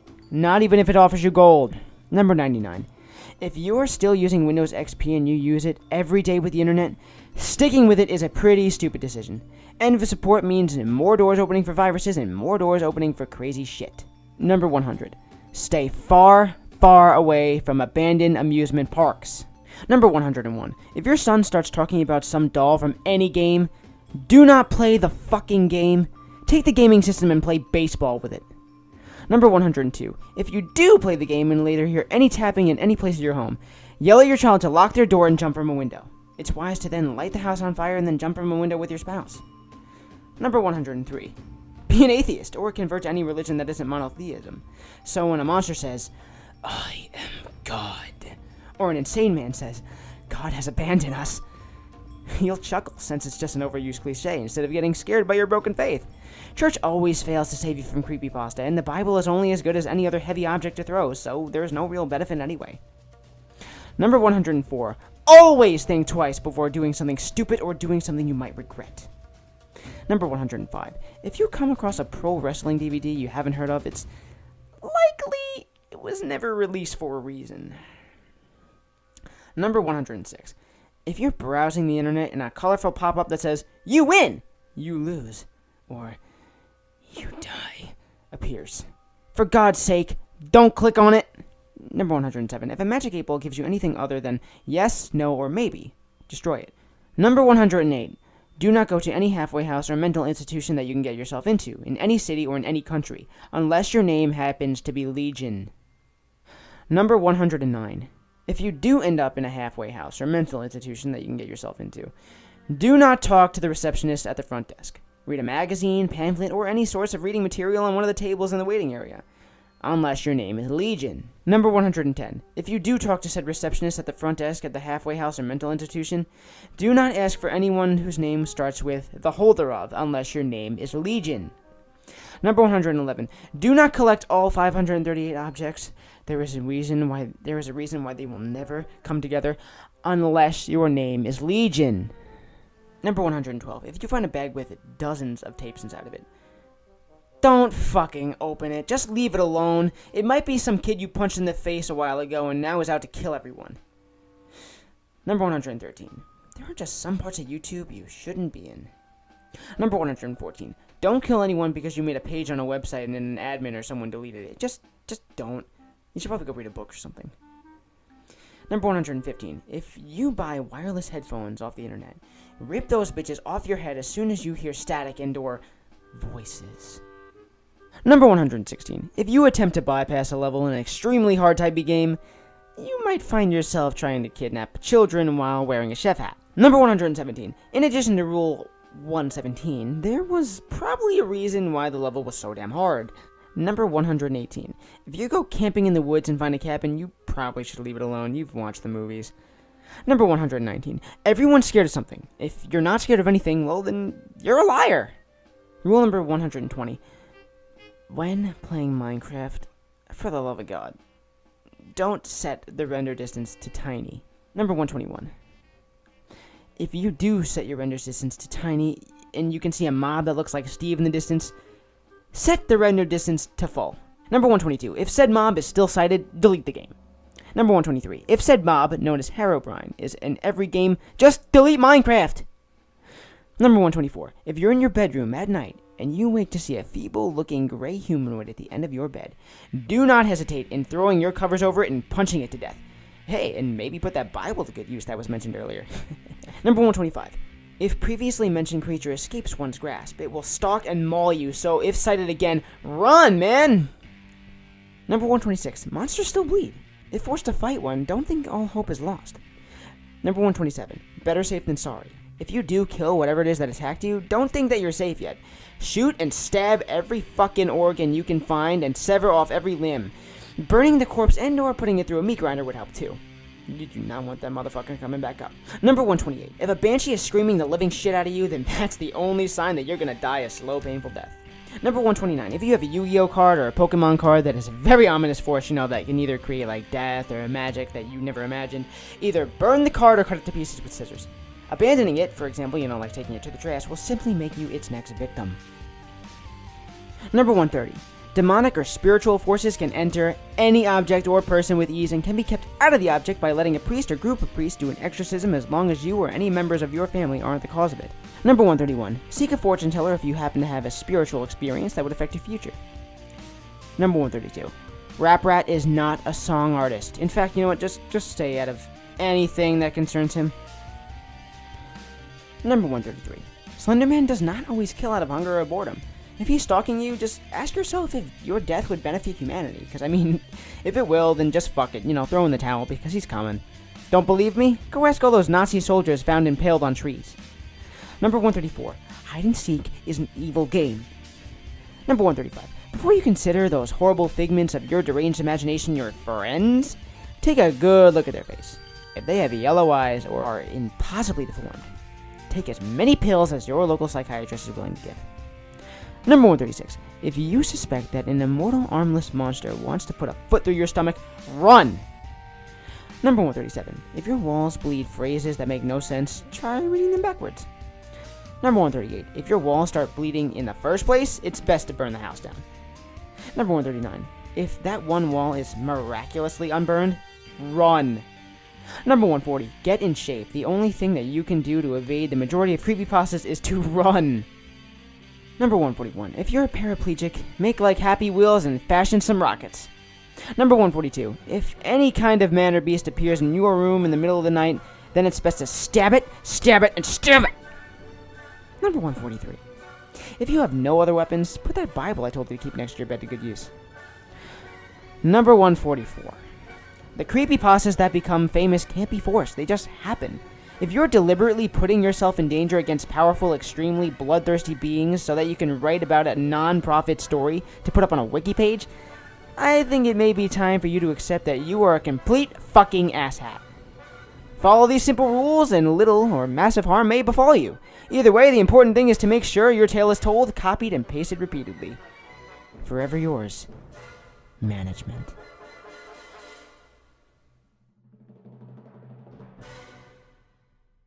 Honestly, after reading the Slender Man story, I had this very brief idea called Not Marble Hornets, and it was going to be a parody of Marble Hornets with a Splendor Man, and the symbol was going to be a circle with the XD face inside of it.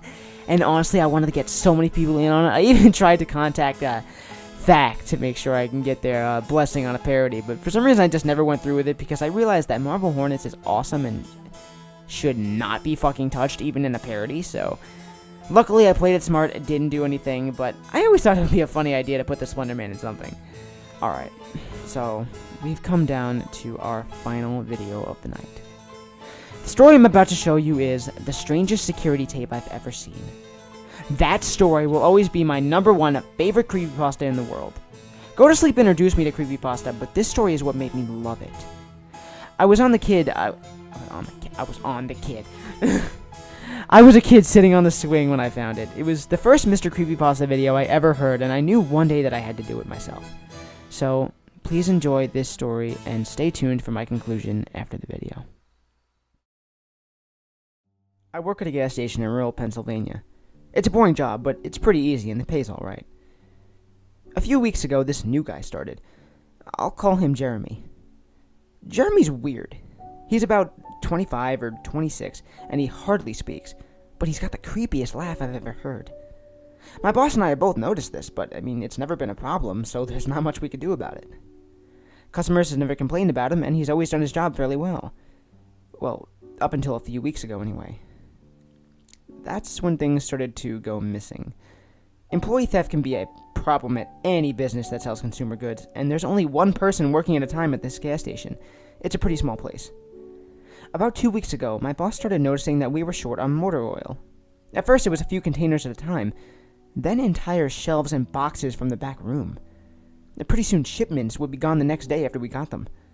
And it would always be right after Jeremy's shifts. My boss has checked the security camera tapes every single time he worked, but we could never catch him in the act. Jeremy would lock up at closing, then the motor oil would be gone the next day. My boss usually takes the tapes home with him to try and catch Jeremy stealing, but his daughter had a softball game last night, so he asked me to watch the tape for him. He offered to pay me overtime under the table, so I obviously took the offer. There are 3 cameras, so he gave me 3 different tapes to check. I figured it would be a long night, but I'm trying to save up for a vacation, so I really needed the money. I took the tapes home, popped them into the old VCR, and sat back. 2 days ago, the last time he worked. Jeremy started at 4 p.m. Everything seemed pretty normal at first.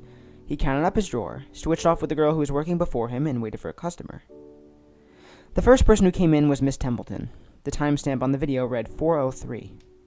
A regular. She picked up her cigarettes and a newspaper and paid with a 20. Nothing unusual there. The next customer was some local guy named Ron. He drives a motorcycle and usually comes in every few days. He filled up his tank, got a bag of beef jerky, and paid with a credit card, then left. Next was some guy with a cowboy hat. Never seen him before. But we got plenty of strangers passing through, just like at any gas station. He got $40 worth of diesel fuel and paid with a $100 bill and went on his way. I sat back and sighed. The only thing more boring than doing this job was watching someone else do it. My boss's offer was enough to keep me watching, though, so I left the tape on. Everything seemed pretty normal. I had a feeling that if Jeremy was stealing motor oil, he knew we were suspicious of him by now. I didn't expect him to be dumb enough to let us catch him on camera. Things stayed boring and routine until about 5 o'clock. At 5:03, Miss Templeton came back in. She must have forgotten something, but she didn't. She bought the same pack of cigarettes as before and the same newspaper. She paid with another 20. That's odd, I thought. But then again, she's a little absent-minded. I thought Jeremy should have told her she already got her smokes, but it's not against the rules to sell somebody the same thing twice. That's when Ron came back in again. He bought another tank of gas for his motorcycle again. I later checked the outdoor camera because I thought maybe he had another car he wanted to fill up. And then he bought the same pack of beef jerky. He paid with his credit card again. No big deal. I figured this was just a weird coincidence. Miss Templeton is forgetful and Ron probably owns more than one Harley. That's when the guy in that cowboy hat came back in. I felt a chill run down my spine. Don't get diesel, don't get diesel. I found myself whispering to the empty living room. But he did. He got $40 worth of diesel fuel and paid with another $100 bill. Every move he made was identical to his first visit, right down to when he scratched his nose before he walked out. Either this guy is rich, owns a lot of trucks, and just moved into town, or something really bizarre was happening. I kept watching. Every customer for the next hour was the same as before. Every single one. I was seriously freaked out, and then at 6:03, Miss Templeton walked back in. She bought her cigarettes and a newspaper again, and paid with a $20 bill again.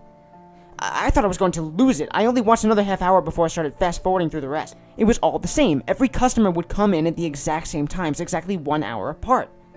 Now, I know what you're thinking. That sneaky motherfucker Jeremy must have messed with the tapes.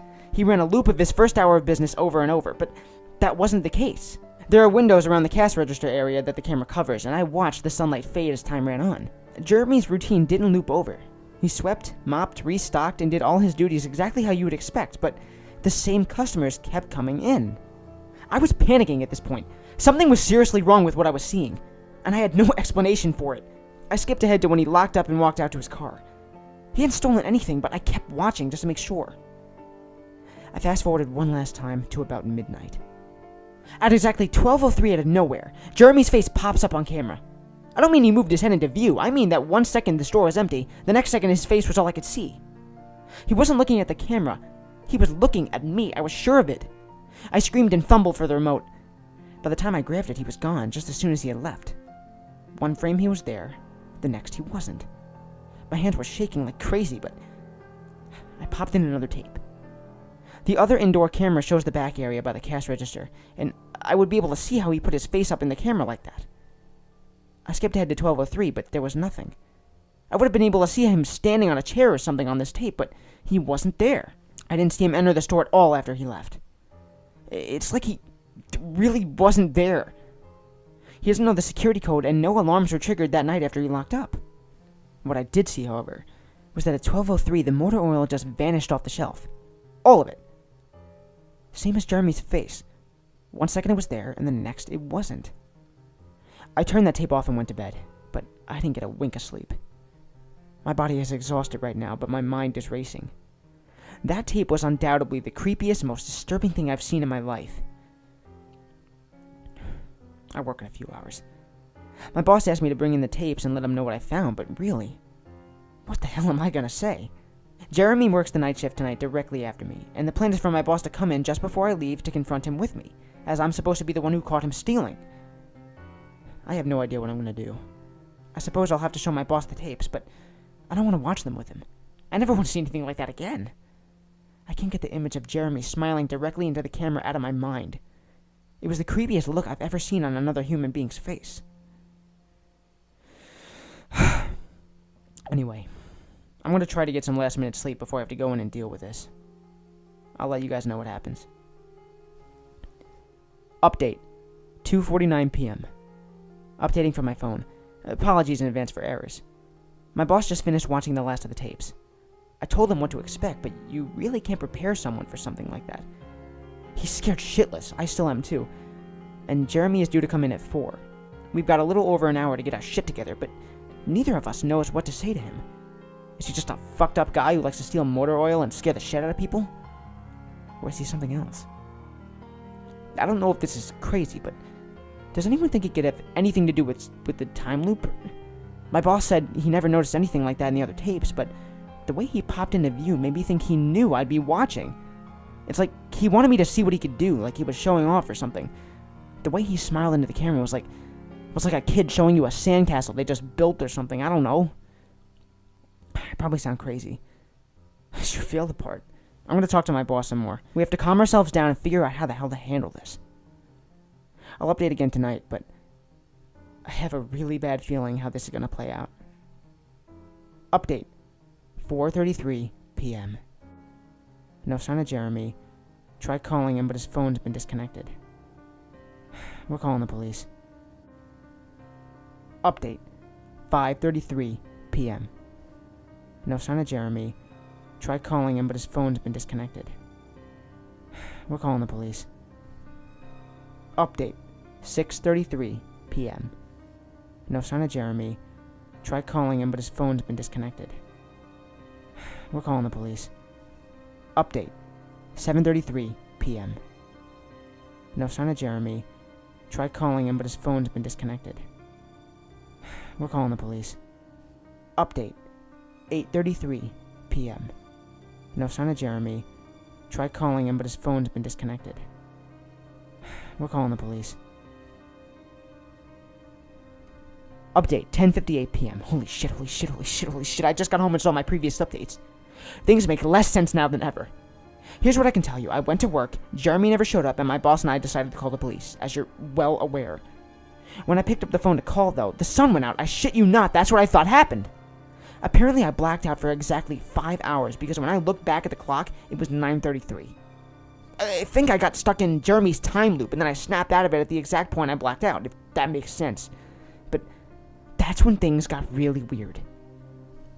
My boss was right next to me when I blacked out, ready to cooperate my story to the cops. When I came to, the phone was in my hand, but it was dead. Not even a dial tone. My boss was still right there, but he wasn't moving. He was standing up, but frozen. I looked at the clock again, and it wasn't moving. The second hand was stuck on the 12. It was 9:33 exactly. The clock on the register wasn't moving either.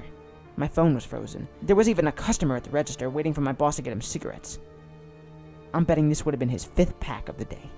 I got the fuck out of there, didn't lock up, didn't turn the lights out, and sorry guys, I didn't grab the security tapes to upload on the internet. Believe me, that was the last thing on my mind. The gas station is on a major highway, and cars were parked all along it, except they weren't parked, they were frozen. The people inside were sitting still as wax statues. I got in my car and prayed that it would start. Thankfully, it did. About halfway home, time started up again. The static from the radio turned into music like it was supposed to be, and from what I could tell by listening to the host talk in between songs, no one noticed the time freeze. Or whatever it was. I was the only one. Well, I'm sure Jeremy noticed as well. I still have no clue where he is or what he's doing. I'm hiding in my room and calling the police again in the morning. I don't know if I ever got through to them before, or if I did, whether they took me seriously. I'm scared for my life at this point. I'll update tomorrow. If I can. Final update, 10:33 a.m. I finally fell asleep last night around 4. I have no idea how I did it. I guess exhaustion finally got the best of me. This morning, I woke up to my phone ringing. It was my boss. He'd been calling me since about 6. He woke up when time turned back on last night and immediately called the cops. They came by to see what was wrong, and he told them everything.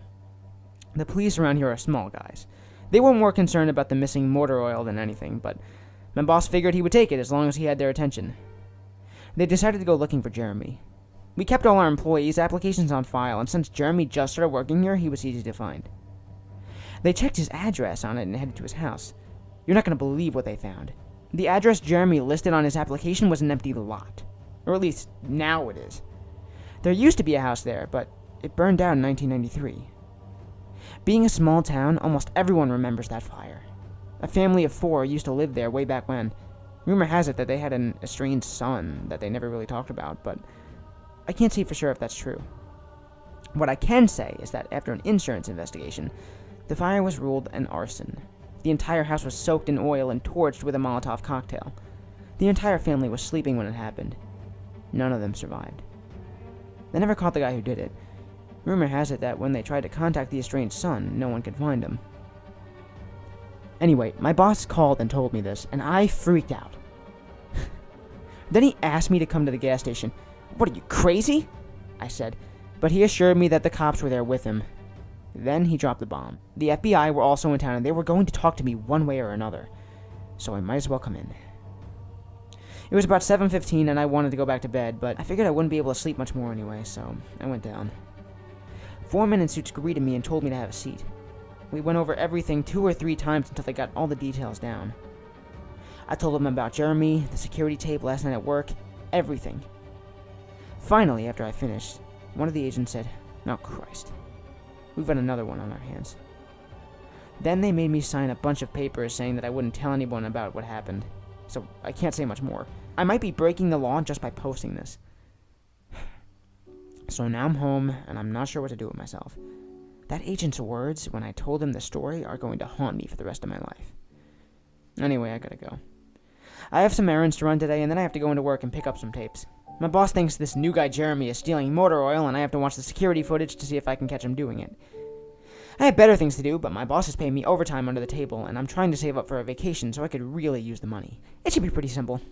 The oil always goes missing right after his shifts. I figure I'll just watch the tapes, catch him in the act, and that'll be that.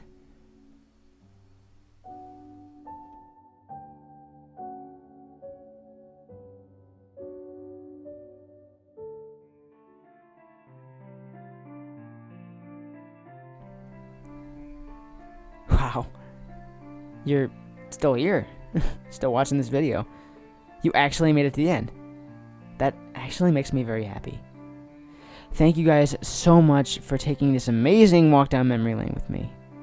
Thank you for everyone who stayed with me, supported me, and watched me grow as a YouTuber. My second year of college starts in a few days, and I can't wait to enjoy many more memories with you guys. But, before I go, I just want to say that I'm not perfect. I've made many mistakes on this channel, including writing a story which pretty much just ripped off Local 58 Contingency, but I regret that and I am very, very sorry. I wanted to come clean and say that I've matured and I would never do anything like that again. I really hope you guys enjoyed this video.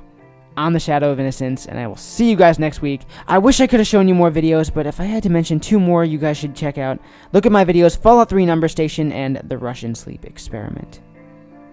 Good night, guys. You're all amazing.